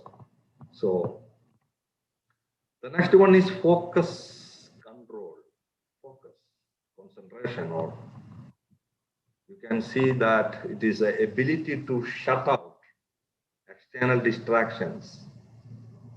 Champions described it as the ability to narrow one's attention, block out distraction, attend to what one can control. Some they say that it is automatize one's responses. These components can make a huge difference in performance. I just would like to tell you maybe small 3 examples. One is about Chris Hoy. I am very lucky to meet him when I gone for a conference at the UK, and I was listening to him. And what he said and how he has, you know, done.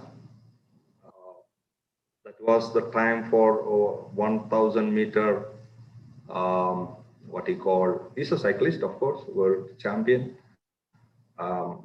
Olympic champion, and 1,000 meter time trial, you know, was going on. And he is sitting in his green room or maybe the rest room. And I think he was supposed to go for the 6th heats. And he is well prepared for last 4 years. And he is sitting quite comfortably and doing his performance, you know, routine before the competition. Normally they do it some imagery or maybe a mental rehearsal of that event. But he has seen that before him, already 3 athletes, they broke the Olympic records. He was shattered and his mind was wandering. Yeah, within a second, thousands of questions came to his mind. That's what he was telling. And he was, you know, started very uncomfortable. And he was saying that 4 years of training, I don't know what will happen to that. Immediately, he's put off the TV and he started sitting and taking a good breath. And he started saying himself that I cannot control their performance. What I can control is my own performance only. So I think I should concentrate on what I can do at this moment, nothing else. So again, he started, looking into himself and focusing on himself, and rest is history. He has won that gold medal with a record. So another athlete is Colin Jackson. He's a world champion. What he says that he showed excellent focus, measured, high level of concentration under extreme circumstances. He always loved to, do activities when there is some anxiety, adrenaline pumping. But he's saying that I am used to that. Once I am used that, I can do better and better. I was also reading yesterday one research. It is done during this pandemic, and it is just published maybe 2021. It's a neuroscience department in some university. They conducted a study on soccer players. They said that emotional, I don't know whether I have that paper here. Emotional balance was, much better. Yeah, it is here. University of Salzburg, Center for Cognitive Neuroscience. The study, they found that players displayed less emotional behavior at games during pandemic when fans were absent in the stadium. So, because there is no fan to encourage, but they said, athletes draw energy from crowd. Others may find it is easier to perform with fewer distractions. That's what they are saying. So they need some, boosting from the crowd, then they do it much, much better.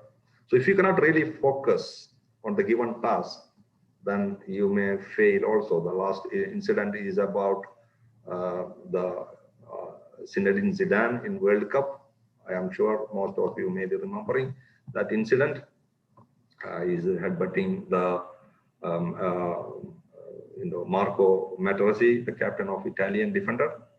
It was a deliberate act of distraction, and he got the red card, and France lost the finals, and Italy won the World Cup.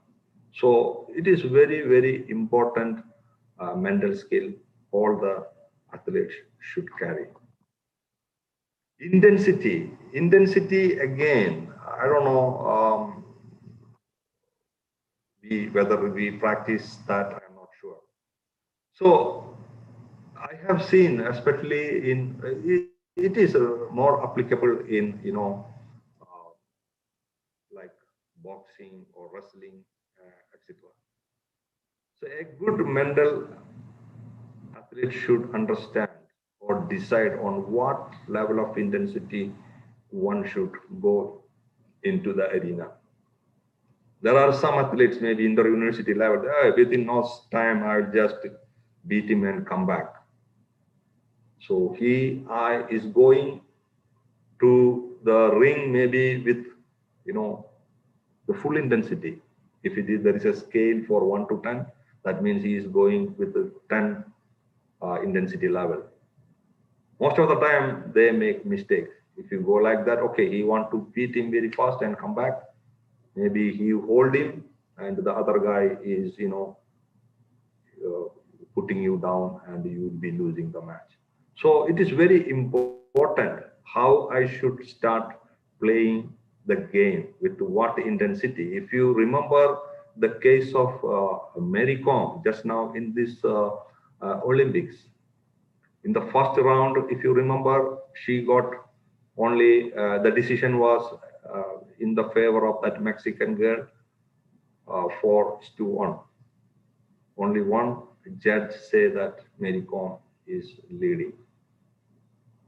So she actually reduced that intensity level, and she did not go for more punches to the target. The second and the third round, she really did well, but she really increased the intensity level, but you can see the result. She is ousted from the competition. So this is what I want to say that. So when you are, going, this is again, it's a mental skill. You should practice that. The intensity you should find when you go into the competitive area. This is all about visualization. This is what I was talking about. It is visualization. Sometimes people say it's imagery. Sometimes they again use it as a mental rehearsal, etc., etc. See first your mind, then with your eyes, then finally with your body. So this is actually what they do it there. It implies all the senses can be used to bring scenarios in your head. First time, the word visualization was used by Steve Redgrave. He's a consecutively 5 medal for him. He's a rower, rowing. The champions use vivid positive images for successful performance and skillfully use his visualization or imagery, normally for 3 purposes. One is stimulating the competition situations, for evaluating the performance, and for skill development. And you can see another athlete, Chrissy Wellington, a triathlete from United Kingdom, a world champion 3 times. What she's saying that she used to do visualization for stimulating the competition. I still remember maybe Roger Bannister when he ran 1 mile under 4 minutes. He was visualizing how he's running all the laps. And he said that he ran that race in his mind, all 4 minutes, how he's going to finish within 4 minutes. And of course, in 1954, he has break that barrier of 4 minutes. Anyhow, Michael Johnson used this visualization for improving his concentration level or cut down the distractions in the cold room. This is what most of the athletes now they do it. Before coming into the arena, they are sitting and visualizing the event, the real event, really, through the senses, and focused on running a perfect race in the race. This one is, again, you have to be realistic, evaluation very much needed. Maybe after the performance is over, especially when there is a performance slump, and that the graph goes down. One has to really sit back and review, and you have to keep the big glass and see what had happened, what went wrong. Of course, a big list may appear. It may be overtraining, it may be lack of sleep, it may be lack of rest or cramp or injuries or personal life issues, breakup, divorce or death, anything can be. So a big list may be there, but you have to sit and see what exactly happened. The key is the mental ability to cope up and take responsibility. So I still remember, this is another Great Britain athlete.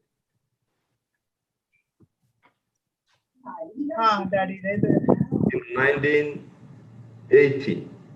That is 80, I think, Moscow Olympics. Yeah. He was the hot favorite to win 800 meter and 1500 meter race. It was like a walkover from the whole world athletics community those days. Sebastian Coe. He was a world record holder, but of 800 meter final, he lost the race. Maybe he is overwhelmed and he is underprepared. Maybe his confidence level was so high and he could not really move well to win his medal. He was so upset and he was sitting and realistically looking into what had happened. And that day, of course, after 3-4 days, he's supposed to compete in the 1500 finals or maybe the race. So he sit back and he said, I will never ever again leave the track with the feeling of shame or such a underperformance. And after that, he has won the 1500 gold medal. I think it's almost time, right? I think I exceeded time, I know that. Yes, yes, sir. So I have some more, but I'll be stopping it. Thank you for listening. Thank you so As much. you mentioned that, of course, I am a product of YMCA. I have done my master's from there. After that, 21 years I worked at Jabalpur, Madhya Pradesh. Then, by the grace of God, now I moved into for good to this university. Lot of opportunity for doing some research. Same time, I could do last 2 years because of this corona. I was more of concentrating, doing something maybe good that I can do with my expertise or in the field of sports psychology. So that is why I have taken a course from FC Barcelona about high performance sports psychology. And along with that, I have done some course in cognitive behavior therapy, which I thought that it may be useful when I can help some of the athletes. I am just consulting some of the athletes maybe in athletics as well as in tennis. It is just my humble beginning. So anyone really interested, I don't know, maybe, of course, my field is volleyball. That is, I am a volleyball coach for many years. So right now I don't have too much of what you call opportunity here. So, but still I go with some clubs here. I just, work with them. So whatever possible help I can give to any of the athletes, I'll be happy to render my service. Thank you very much. Thank you very much. Thank you so much, sir, for your very wonderful presentation. I'm here, Dr. K. Karthikeyan, Assistant Professor. Sir, now we move on to question and answer session. In the chat box, Dr. Jyoti Dayanandan from Senior Associate Professor from YMCA College. Your voice is not that much clear. Yeah. Can you increase the volume?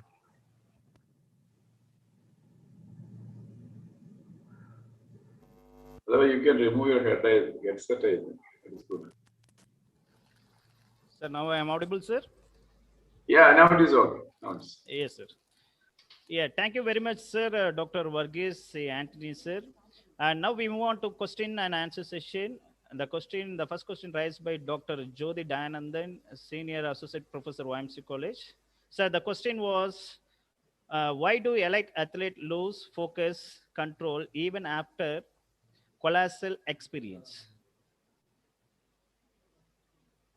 It's a very interesting question, Ms. Jyoti.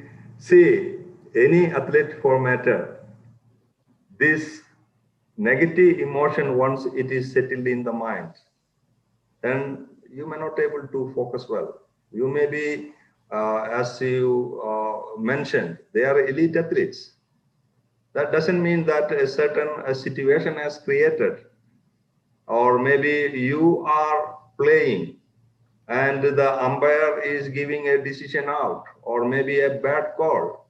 You will definitely lose attention from that. Maybe you are sure that it is good, right? And yesterday I was just watching the match between India and Sri Lanka. They want to, why they have given out, sorry, the wide. They have no answers, and the umpire has given, that's all. So what I mean to say, even if you are any level, lot of impact may be made by the officials, the referees, maybe the environment, maybe when you are going to play the match, somebody is calling a nickname for you and putting, and it is all in the gallery, shouting against you. Yes, you may lose attention. It is very, very possible, very much possible. Thank you, sir. Sir, the next question raised by Tangaraj. What is the reason most of our Indian athletes, we lost our confidence in final race? I repeat, what is the reason most of our Indian athletes, we lost our confidence in final race? See, again, it is a good question. Actually, confidence is just not made in one day, So you have to really have the practice. And if you see all the matches now which is playing, it is with the immense intensity. Sometimes I was just wondering that boxing, whether if I am in the ring, whether I can, stay 3 minutes on the ring, they will just smash me. So you have to, again, if you remember this Olympic match against Australia, last 3 minutes, 4 goals are scored. The immense pressure by Australians. And so we should take that much intensity.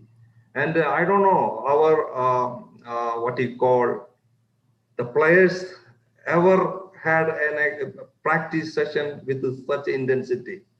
So once you have lot of, experience with playing against different teams with that intensity, then only things will improve.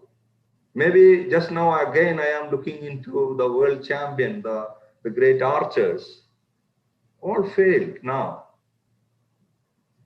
If you ask me what is, I don't know, maybe environmental issues may be there. I have seen that there is wind, and within a fraction of a second, you have to be very, very, mentally tough, as well as you should be able to see vector analysis and maybe what you call is going in a parabolic motion, right? So you have to analyze all this stuff within a fraction of a second, and you have only 20 seconds to go for one arrow. So these things can be, very much, you can do attention, focus, and confidence. And one arrow, you put it outside, then your confidence is gone, and wind is there, and you cannot wait till the wind goes down. No. So you have to really practice well and focus well, and you have to do a lot of, imagery, visualization. This stuff is very, very important. I don't know how many of our athletes are practicing. I am not sure about that. Yes, sir. Thank you, sir. Sir, the final question: how do we stay physically, psychologically prepared and stay in a good space during this pandemic situation? The question raised by Nijay Joseph. I repeat, sir. How do we stay psychologically prepared and stay in a good space during this pandemic situation? This pandemic, of course, it is last 2 years, it is going. Psychologically, most of the people are worried about their health. basically. So how you can keep yourself psychologically fit is nothing but doing some sort of, exercise, physical, the movements. It is very, very important, along with some good nutritious food that you have to take it. That is the best thing. And let me tell you very clearly, like many places, you must have read that you have to do 150 minutes of physical activity in a week and so on and so forth. But let me tell you, everyone should do physical activity every day, at least 30 to 40 minutes. That itself can keep you physically and psychologically fit, along with good nutritious food. I think that is the answer for that. Thank you so much, sir. Here you highlighted about that psychological preparation of mental skills for before, pre, during, and post competitions. And you have been highlighted the positive attitude, self-belief, self-confidence, and commitments, and with the copy with the pressures. And you have highlighted the olden days of winning performance and present days of mental will be included in the major role in the sports for the peak performance. And you highlighted about that wonderful personality in the sports, Michael Johnson to Sebco. It was a very informative session, sir. It was a wonderful and eye-opening session for all the participants in this conference. Believe it or not, John sir I'm கொஞ்சம் still கால் studying பண்ணிட்டாங்க. to find the right word to properly describe how fantastic your presentation was. Your presentation optimized everything good in content. It was beyond excellent. It was nothing short of incredible, informative, and interesting. Thank you so much, sir, for delivering as such a remarkable, outstanding presentation.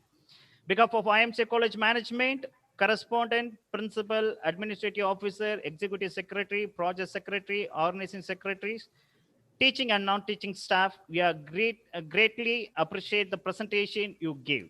Please accept our RTS congratulations and sincere thanks for the great presentation, your effortless delivery at this conference, sir. Once again, I thank you, sir.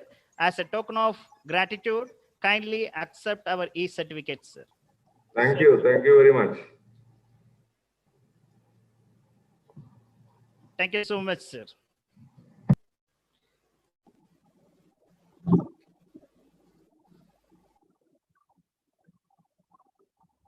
Thank you, Dr. Karthik. Thank you, Dr. Karthikeyan, sir. Good morning, honorable present here. I'm Dr. Komala, assistant professor. Women who are empowered are strong beyond measure and stunning beyond description.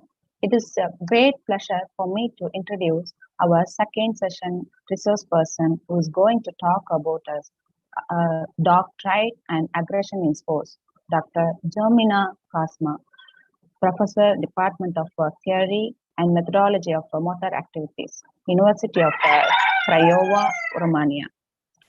Dr. Kasma began her academic career in 2002 at the University of Craiova Faculty of Physical Education and Sports, where she competed for all levels of professional development for preparatory to full professor.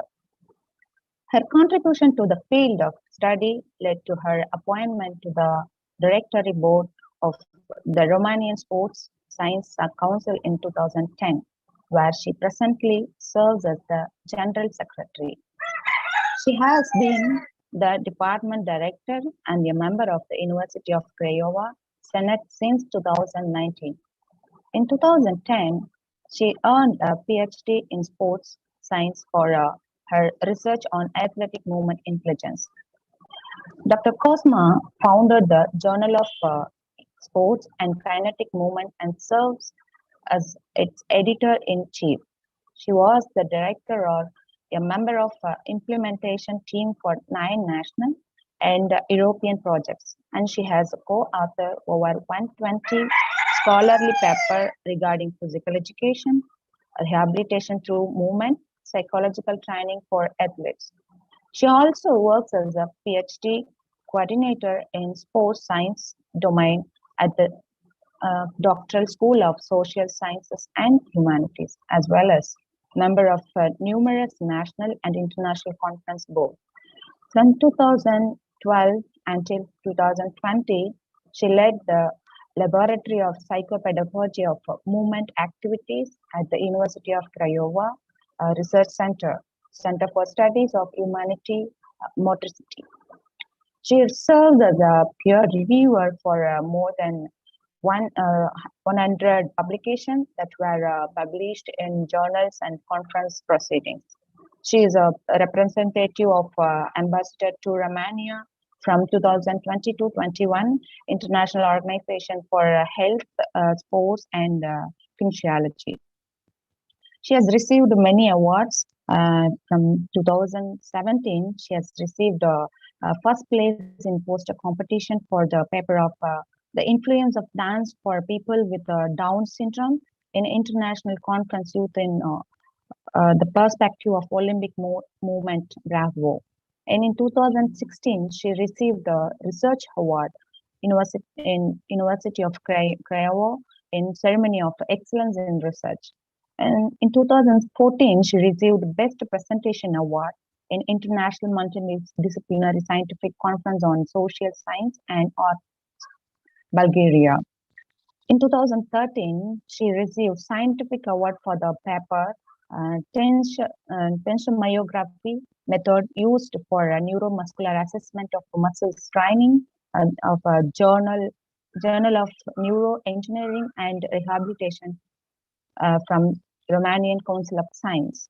In 2011, she received Best Free Communication Award in Interdisciplinary Studies revealing motor intelligence by testing performance postman's motor memory, Romania. And in 2009, she got third place for the project of motor intelligence and its role in sports performance maximization to National Symposium Olympic for Young Postgraduate organized by CCTU Romania. And in 2009, she received Best Free Communication Young Investigator Award for Sports Performance section conferred to the paper of comparative study of attention mobility considering individual and team sports in second international conference physical exercise, a complex and modern way to promote healthy living of University of Craiova. I proudly welcome our resource person, Dr. Jamina Cosmo. Ma'am, please, the session is over to you. Thank you very much for the presentation. I would like to express my gratitude for Dr. George Abraham for inviting me here at this conference. I would like to congratulate the YMCA's College of Physical Education for the centenary. I wish you all a lot of health and successful projects. My presentation is about an issue not so pleasant. It's about dark triad and aggression in sports.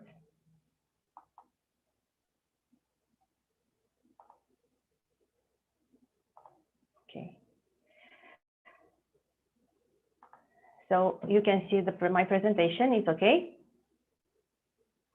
Yes, ma'am, it's visible. Okay. So I will try to be shorter and to captivate the audience with this knowledge about dark triad and aggression in sport. The personality factors are essentials in traits of performance. Play an important role in achieving performance. An important set of personality traits is the dark triad. Numerous studies showing that athletes score higher than non-athletes at all of these traits. So what is the dark triad? The dark triad refers to three accentuated personality traits that are in the same time separate and correlate with each other. Narcissism, Machiavellism, and psychopathy. Narcissism is described by manipulation. Machiavellism is described by manipulation, self-service, and deception. Psychopathy is defined by impulsivity, lack of empathy, and anxiety. And narcissism reflects the grandeur and feelings of superiority and justification. We can find this narcissism in a lot of athletes. Taken together, these three personality traits describe a negative, antagonistic, malicious, and egocentric character, which is why it is often positively associated with aggression, with immoral decision-making, and with difficulties in maintaining quality personal relationships. So the dark triad personality traits may also bring benefits to athletes, especially to performance athletes, such as the initiative to achieve performance goals and high performance at the expense of the goals and emotion of others, those increasing the chance of success.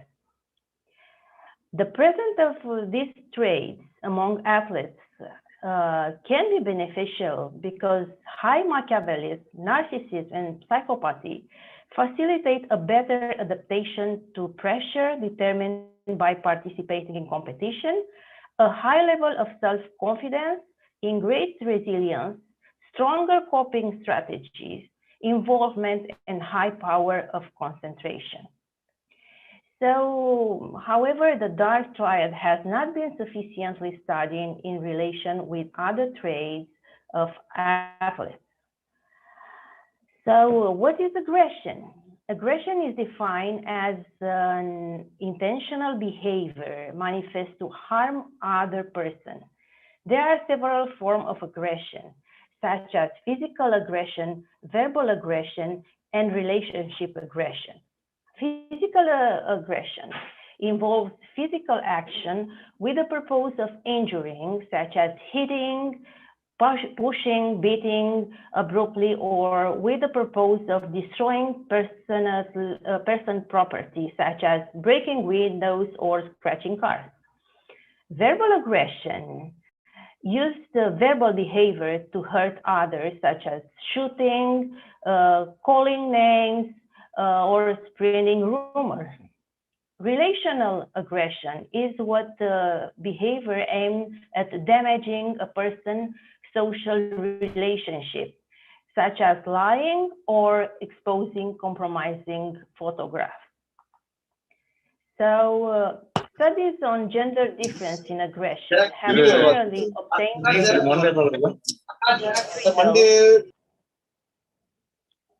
Thank you. With men being more physical aggressive than women,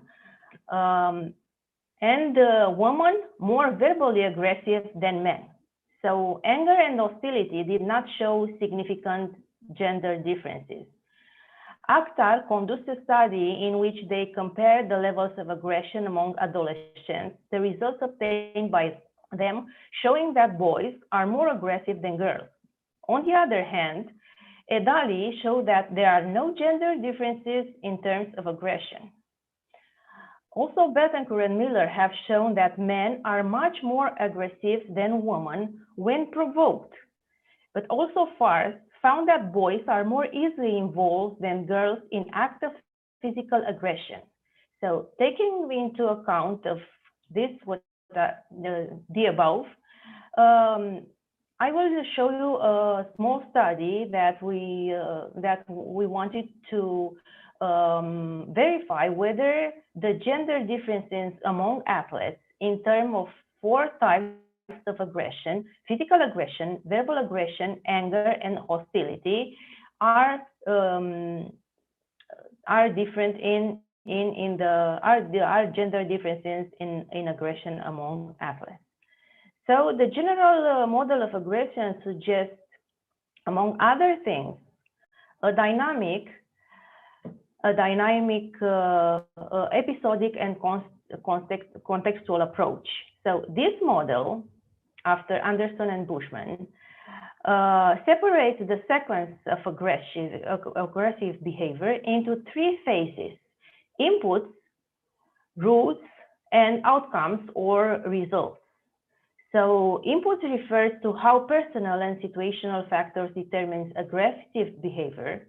Roots refers to how inputs affect emotions cognition, and activation to create a certain intern state, and the outcomes or the results refers to the way in which the internal state influence the appraisal of the situation and the decision making that will lead later to either a wise or an aggressive behavior. So, referring to inputs, these are actually personal factors on individual characters that influence how the individual reacts to certain situations. Most are relatively contextually and temporally stable, as long as the person uses the same scenarios, schematics, and knowledge structures. In this sense, personality can be considered the sum of cognitive structures of the person and aggressive structures predisposed to person to be aggressive. So, starting from the general model of aggression, and the form of idea that the input is determined aggressive behavior can be found in the personality factor of individual, we aim to verify whether the three dimensions of dark triad are significant predictors of aggression, especially on athletes. So, among athletes, aggression is manifested in different forms, from direct physical aggression to subtle aggression aimed to restricting the rings of others. Because socio-demographic variables such as gender, age, or sport practice can interact with accentuated personality traits and have significant effects on the level and types of aggression of athletes.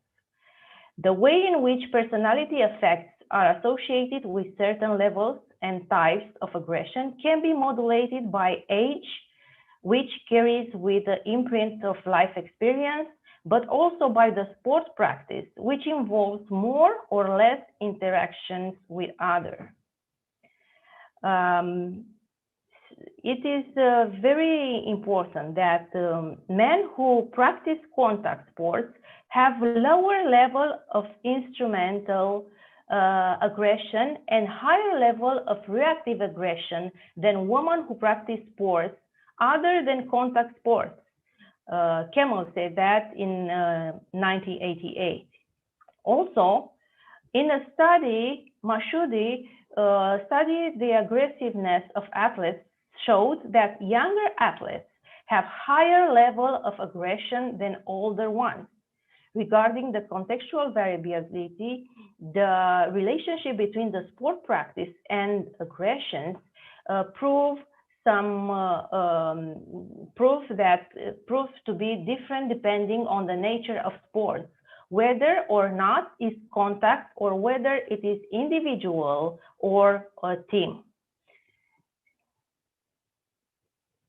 So in this small study that I want to present, we create a research on the Romanian athletes. We had 168 athletes. The study was attended at the Faculty of Physical Education and Sports. The subjects had age between 18 and 30 years with a mean of 21, of which 74 were males and 94 females, 100 practicing individual sports, and 68 practicing team sports. So we apply a questionnaire, and we use three instruments. The dark personality traits was measured with the Dirty Dozen, a quantitative measure of dark triad. The aggression was measured with aggression questionnaire, and also we collect the socio-demographic variables regarding the gender, age, sport practice, year of study, and some other things. So, regarding if there are gender differences in aggression among athletes, it is observed that there are significant gender differences. So, the verbal aggression is higher in women than men. Anger is higher in women than men, And also hostility is higher in women than men. Regarding the physical aggression, no significant differences were found between men and women. So our first hypothesis was just partially supported by the analyzed data. So the second hypothesis was about if the dark triad of personality is a significant predictor of aggression. So to test this hypothesis, a series of multiple linear regression analyses was performed, having as predictor the 3 accentuated personality trait, and as dependent variable the 4 types of aggression. So the 3 personality factors are responsible for 27% of variation of physical aggression. So of these 3 factors, only Machiavellism, as you see in this table, only Machiavellism is a significant positive predictor of physical aggression. So the 3 personality factors are responsible for 32% of variation of verbal aggression. Also here, only Machiavellism is a significant positive predictor of verbal aggression. The 3 personality factors are responsible for 24% of variation in anger, and here only Machiavellism is a significant positive predictor of anger. So in order to find if the gender moderate the relationship between dark triad and aggression, we calculate the sum of these 3 components as the dependent variables, alternatively of 4 types of aggression as moderate. So regarding the age, if the age moderates the relationship between dark triad and aggression, age fails to moderate the relationship between dark triad and other forms of aggression.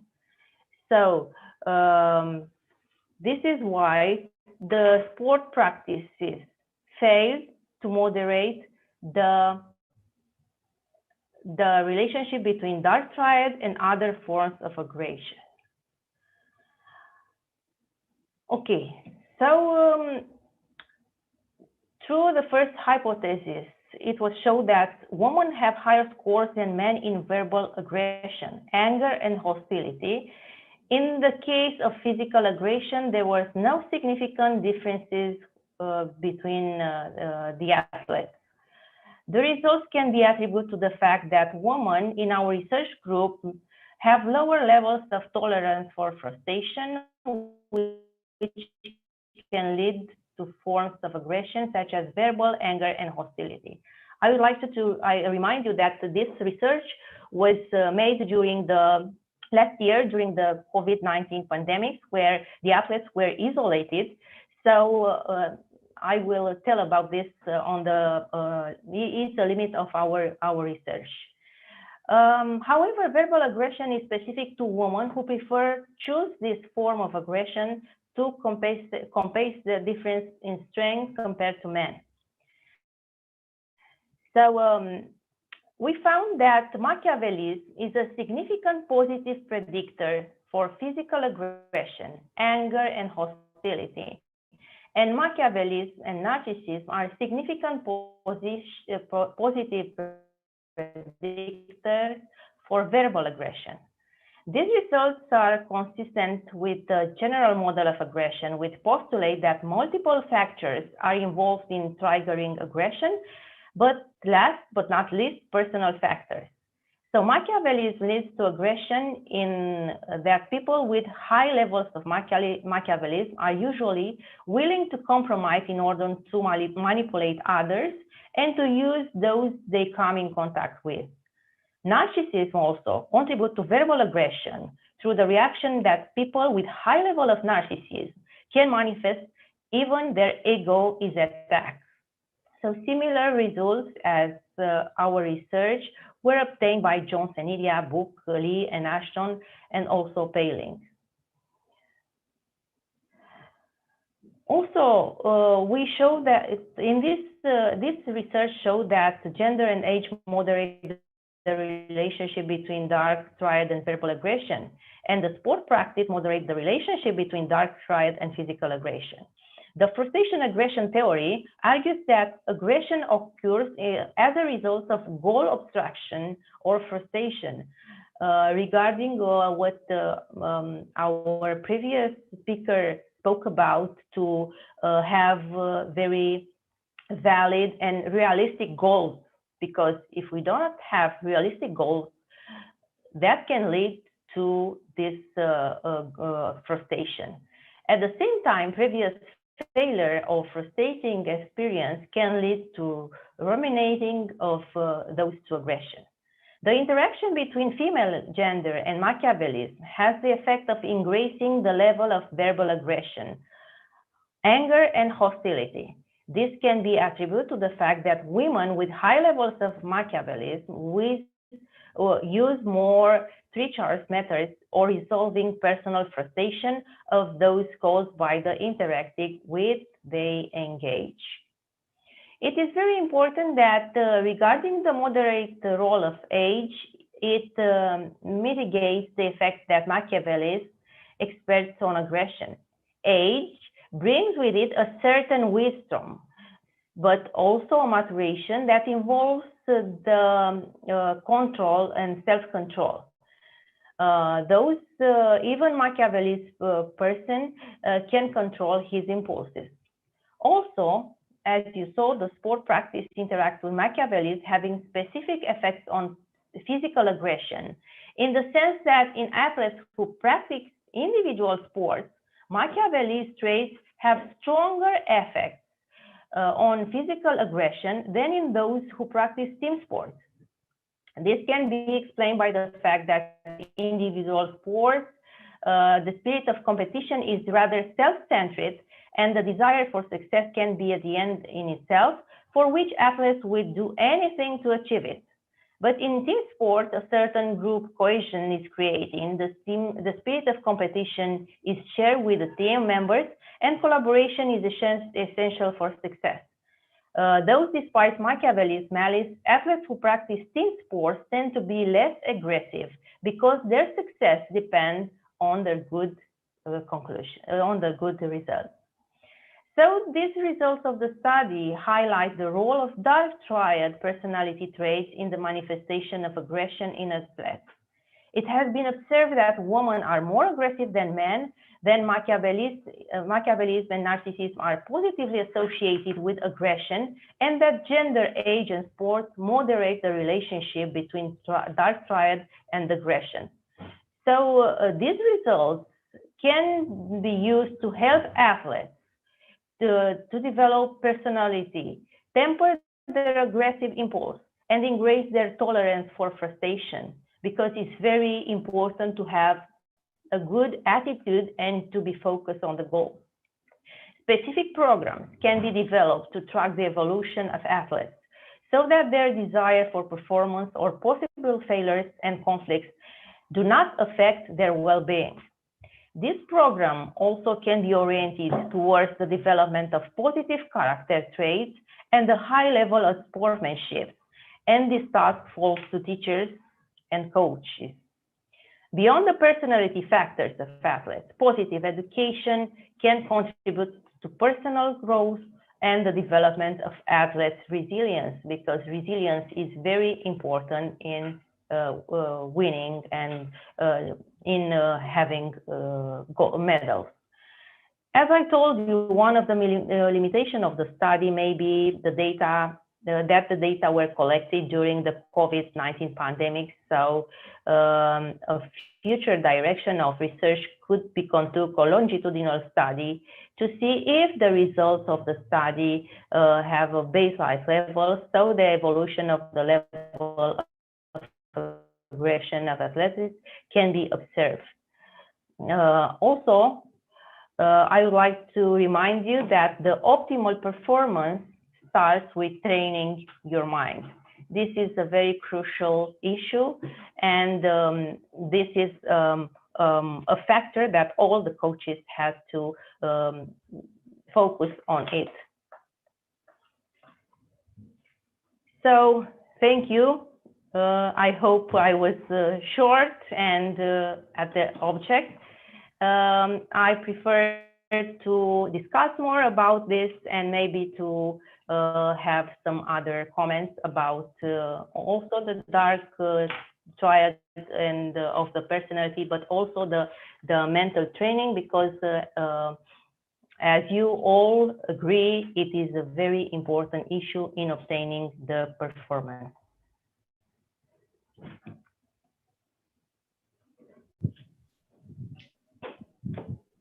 Very good afternoon to all. Thank you so much. Dark pride and aggression in sports. It was a very wonderful section. Just you have highlighted on dark pride. That is, you have been mentioned to the questionnaire of 30,000, and then you have been mentioned about the aggression and the types of aggressions, and then you have given us the difference between aggression of men and women. And then you have given us the input, roots, and outcomes of your study. It's a really good study, madam. And then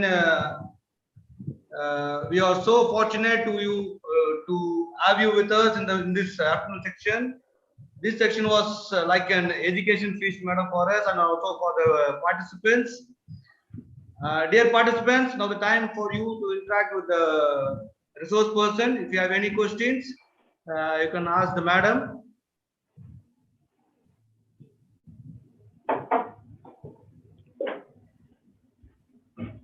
Madam, there is one question on, this is Dr. P. Tangaraj. He has given a question. The reason men athletes was more aggressive level than women athletes. Madam? In our study, depending on what aggressive, because as I told you, there are 3 types of aggression. And if the women are more aggressive in verbal, the men are more aggressive in physical aggression. So as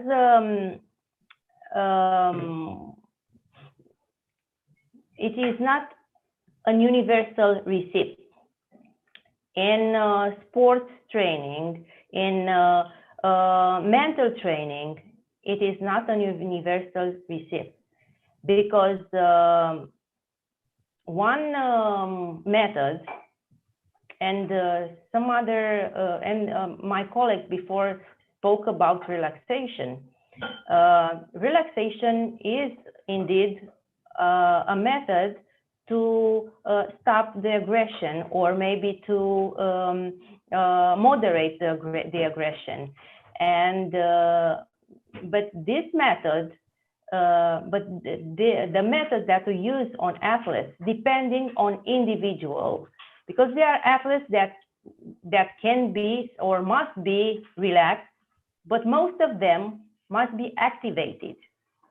It's very important for a sports psychologist to know when and where can activate the athletes and when is the level for relaxation, because these are some very subtle tips and very subtle issues that can lead to a medal. And regarding the question, a reason men athletes was more aggressive level than women athletes. Well, in our study was otherwise. Was the level of women was higher in women than in men. So if the question was about our study, because in literature you can find a lot of studies where the results are different. There are studies who said that men are more aggressive. There are studies who said that women are more aggressive. but we have to be focused on what kind of aggression, because if, as I told you, the women are more aggressive, verbal aggressive, maybe the men can be more aggressive in the field. Thank you, madam. I hope one more question on the chat box. Aggression to a particular level is required. Do you agree, madam? Yes, yes, it is required. As I told you, because depending on the sport, depending on the athletes. As I told you, it is not an universal receipt, but there are moments where the athletes must be aggressive. I have to make a delimitation between aggressive and violence.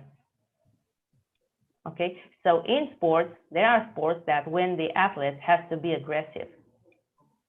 Thank you, madam. I hope there is no questions. And then, okay, on behalf of YMCA College of Physical Education Management, correspondent and secretary and administrative officer, principal, staff members, students, and all the participants, on personal my behalf, we would like to honor you with e-certificate, madam, as token of appreciation. Thank you very much. It is an honor for me. Thank you very much. Thank you, madam. Now the session is hand over to Dr. Melin Tang Daniel, organizing secretary, for the vote of thanks. Sir, please. Okay. Thank you, Bobby. A vote of thanks. First of all, I thank Almighty for His presence throughout this international conference, PPOPP 2021. I thank our President, Honorable Justice Mr. J.P. Koshi, National Council of YMCA of India, for his support in organizing different programs in our college.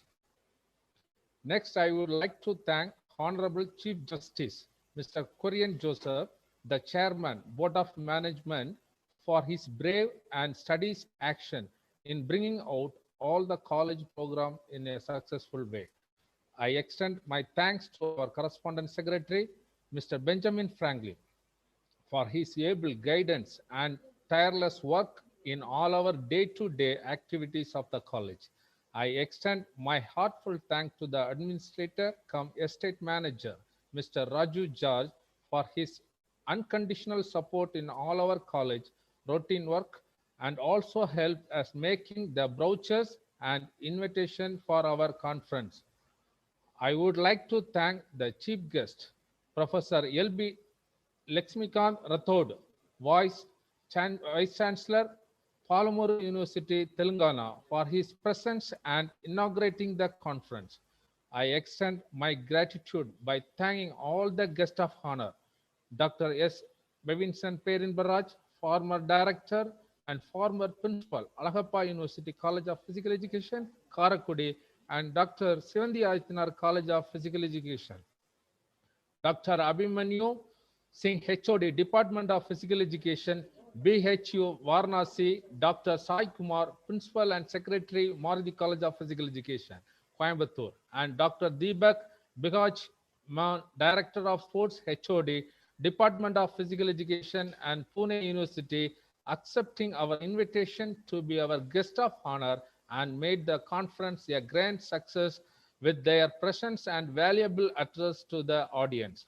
I thank resource person Dr. Varghese C. Anthony, Physical Education Department, King Fahd University, Saudi Arabia, for his resourceful lecture on mental skills and psychological skills for peak performance. I do thank resource Dr. Gemina Kosma, Professor, Department of Theory and Methodology, University of Craiova, Romania, for the meaningful and informative lecture and dark traits, aggression in sports and competitive intelligence of sports. Profoundly, I thank all the staff members, their collective support towards the success of his international conference, Physiological Preference in Peak Performance 2021. I extend my thanks to our college founder, Dr. Harry Buck, who has sown the seed of YMCA College in the year 1920 with the vision to save the society through youth.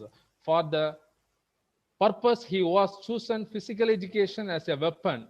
The choice he has made was spectacular. The college under the founder principal of Harry Buck has grown up with the stature and the strength. While we celebrating the centennial year of this institution, which has been an alma mater to many people in this locality, it's a time to recall the good number of teachers whose dedication towards their profession and sharing the knowledge to the trainees has enriched our institution, not only by the teachers, the uninterrupted support and effort, the management added extra glow to this institution. Our special thanks to all the non-teaching staff, to the supportive staff for their kind help.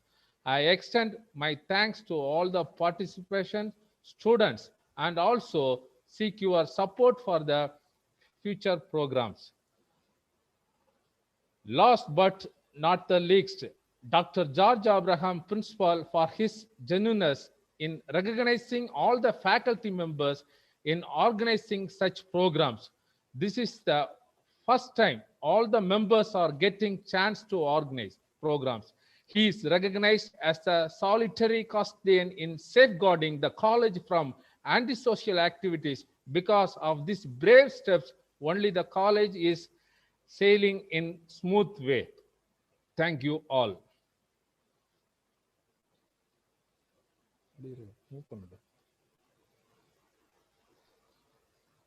Thank you very much.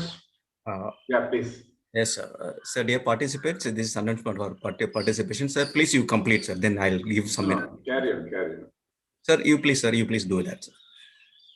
Thanks to all the participants and delegates as well as dignitaries for your valuable presence over here and to participate in this conference. Thank you once again. Thank you, sir. This is announcement for all participants. The feedback form will be available for another 2 hours, which will be shared on your chat box. Please do that in 2 hours time. After that, it will be closed automatically. Okay. The feedback in the feedback form, please mention your name properly in capital letter. Don't add any doctor or Mr. like that inside. Okay. Already there is a column about salutation in the first field. Once you made a first field doctor or Mr. or professor, whatever it may be, the next column, next field, you have to fill your name alone, okay, with the capital letter. That will be reflected on your certificate. Okay, that particular feedback form will be available in the chat box as well as the YouTube comment section. You can do it in 2 hours time. Yeah, once again, thanks to the resource persons, invited speakers, Dr. Varghese Anthony, as well as Dr. Gemina Cosma for your great lecture. And I extend thanks to organizing secretaries for your great work.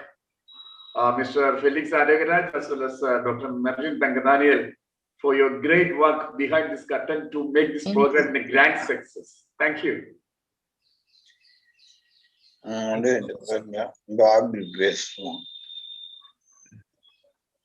Okay, Mr. Felix. Thank you so much, sir. Ali. Okay, thank you so much, sir.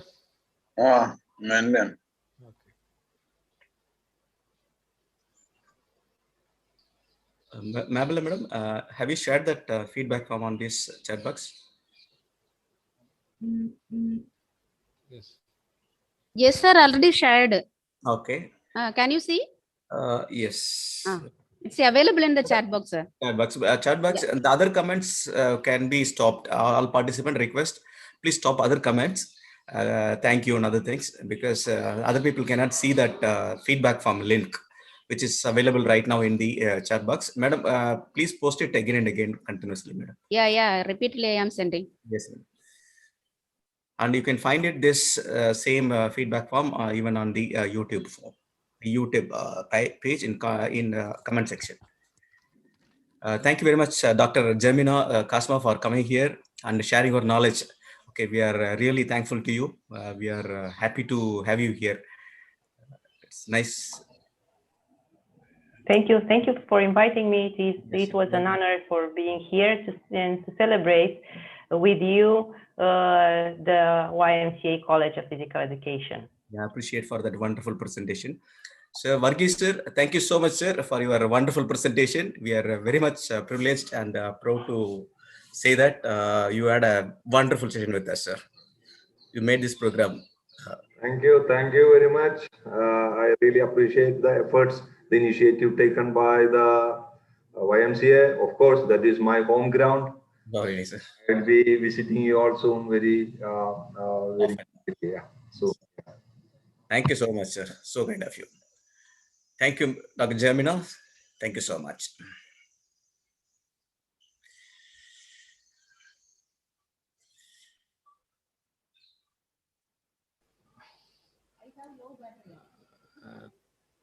Thank you, Varghese sir.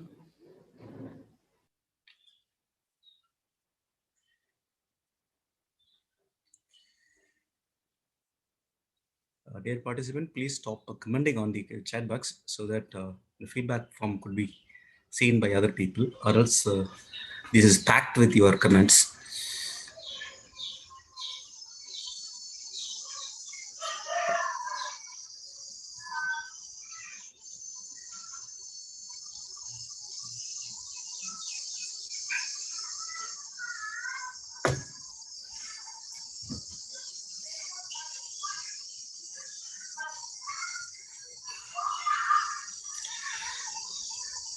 This feedback form will be active till 2 hours time. That means now 1:30, 2:30. Before 3:30, you have to complete it. Okay. Okay. So your certificate will be reached to you in 3 days time, probably Tuesday or Wednesday. Is that correct, madam? Yes. Yes, yes. Yes, sir. Yes, sir. Close பண்ணிக்கலாமா? Sir, shall I end the session? That feedback form would have reached everyone, madam. Okay. But just let it be for another 10 to. Okay. Still, this 191 attendees are there. If they have any difficulty, please put. If you have any difficulty in feedback, just ask, or else don't ask. All the questions we are answering, assuming that you are questioning us. Okay, your certificate will be reached to you in 3-4 days time. Okay, probably hardly in 1 week time. Okay, wait for 1 week time. You'll receive it. In feedback form, you have to fill the salutation. Don't put the salutation on the your name in front of your name. Okay, that means the prefix. Don't put any prefix like a doctor, professor, or lecturer, or whatever it may be. Okay, start with your name or your initials. That will reflect. The same thing will reflect on the. Okay, sir. Okay, so please type in capital letter.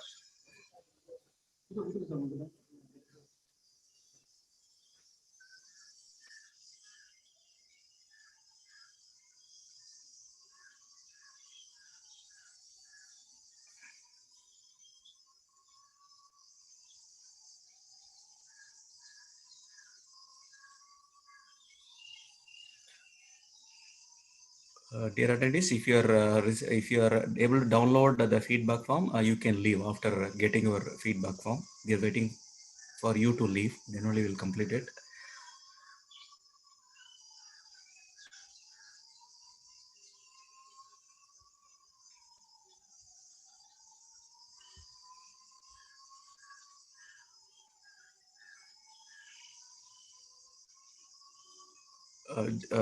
யூடியூப்லயும் போட்டிருக்கீங்களே comments செக்ஷன்லயும்.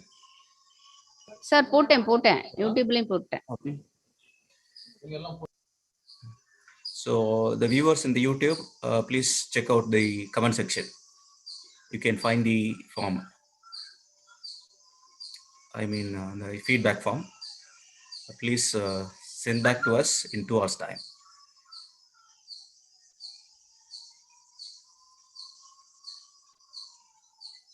YouTube also, one guy asking Krishna Sai, Dr. Krishna Sai from MSA Gite. YouTube link, okay. So wait, we'll put a YouTube link. If you are on the Zoom, there is a live. You can go to the live, see that. Copy the Steam link.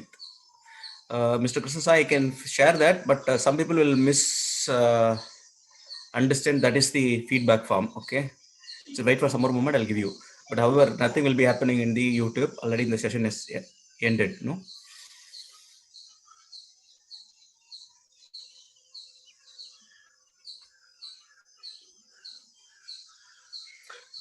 We haven't received any PPT from the resource person. We'll request them. If they give us, we'll share it in the WhatsApp group. Okay, we have to request the resource person.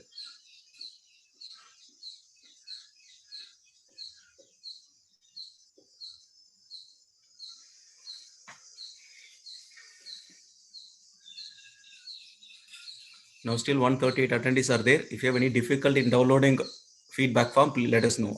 Otherwise, once you're done, please leave this meeting so that we can close it. So the meeting will be on another 5 minutes. Okay. Before that, you complete that. Or any doubt, ask me. Go to the chat box and type. I'm on chat box right now.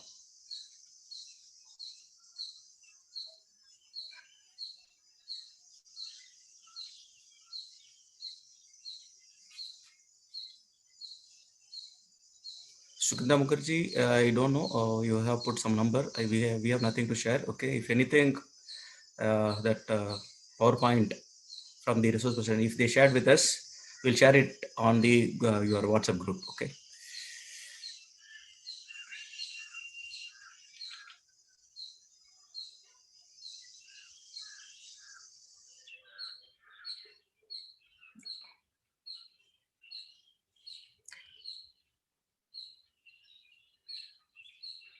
Still 109 participants, attendees. So can make it another last 3 minutes of session, then we'll close the meeting. Thereafter, you cannot get the feedback form.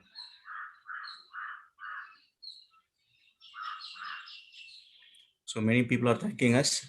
We acknowledge that.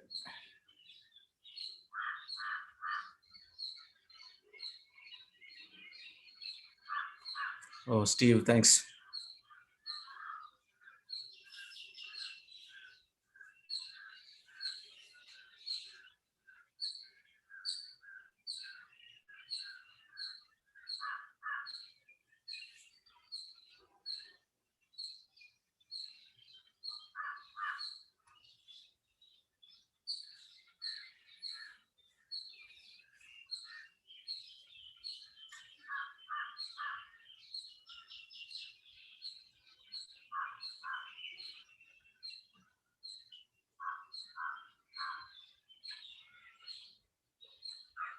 So feedback form is must for getting your certificate. Okay.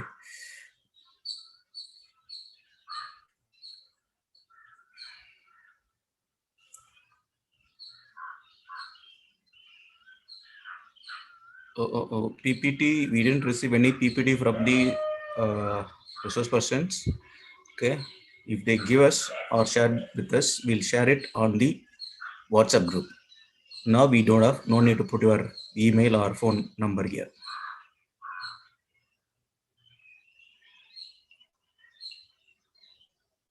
One thing I can tell you, you can find this same video on the same page, which is live, going on live.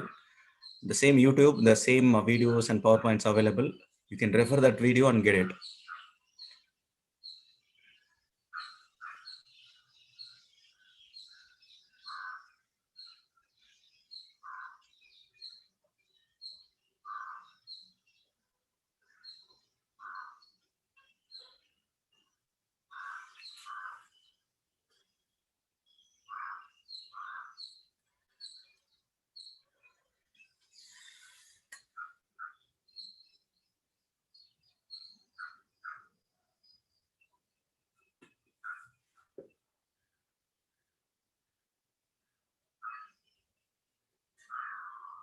Dr. Jerome, you may wind up. So already session over. So now you take.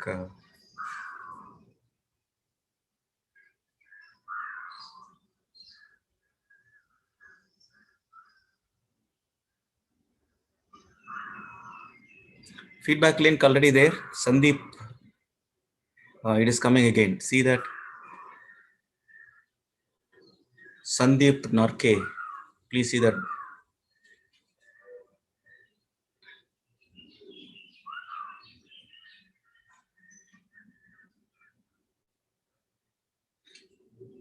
So PPT, they didn't share with us. Dr. Suresh, if they shared with us, resources shared with us, we'll share you on the WhatsApp group, okay?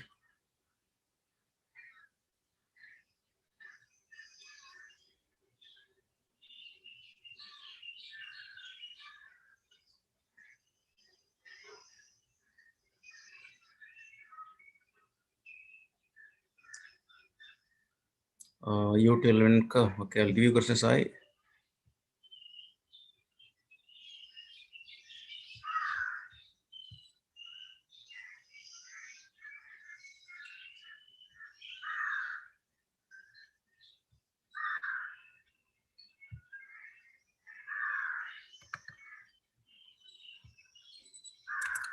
Krishna Sai, you can see that now.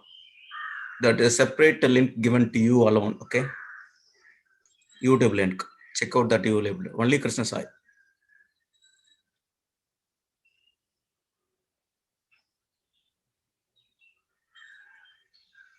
Yes, you can leave immediately after filling up your feedback form. Even you can, after leaving also, you can do that one. Till 3:30, you have a time to send it back. Send back that feedback form to us. So once you downloaded feedback form, you can leave immediately. We are waiting for you to leave because some people may have difficulty.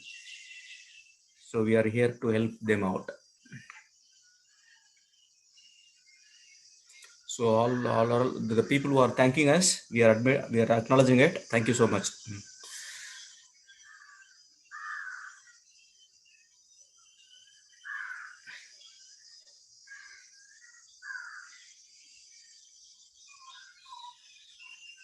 Muthu Dr. Muhammad Tanvir, everyone. Thanks.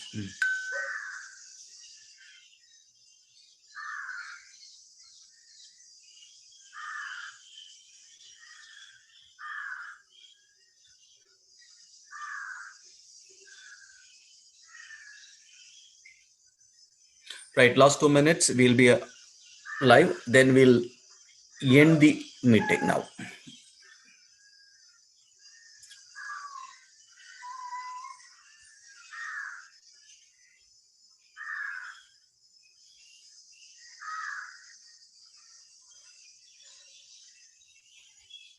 Madam, just yes. report it 1:40 close. Sure. Okay, sir.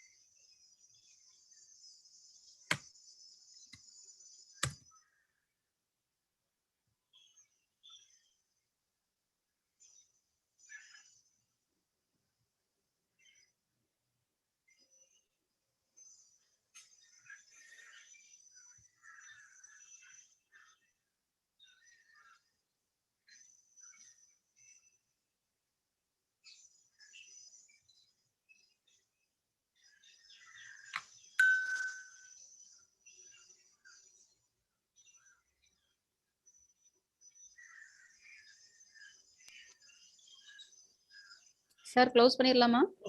Please. Okay okay.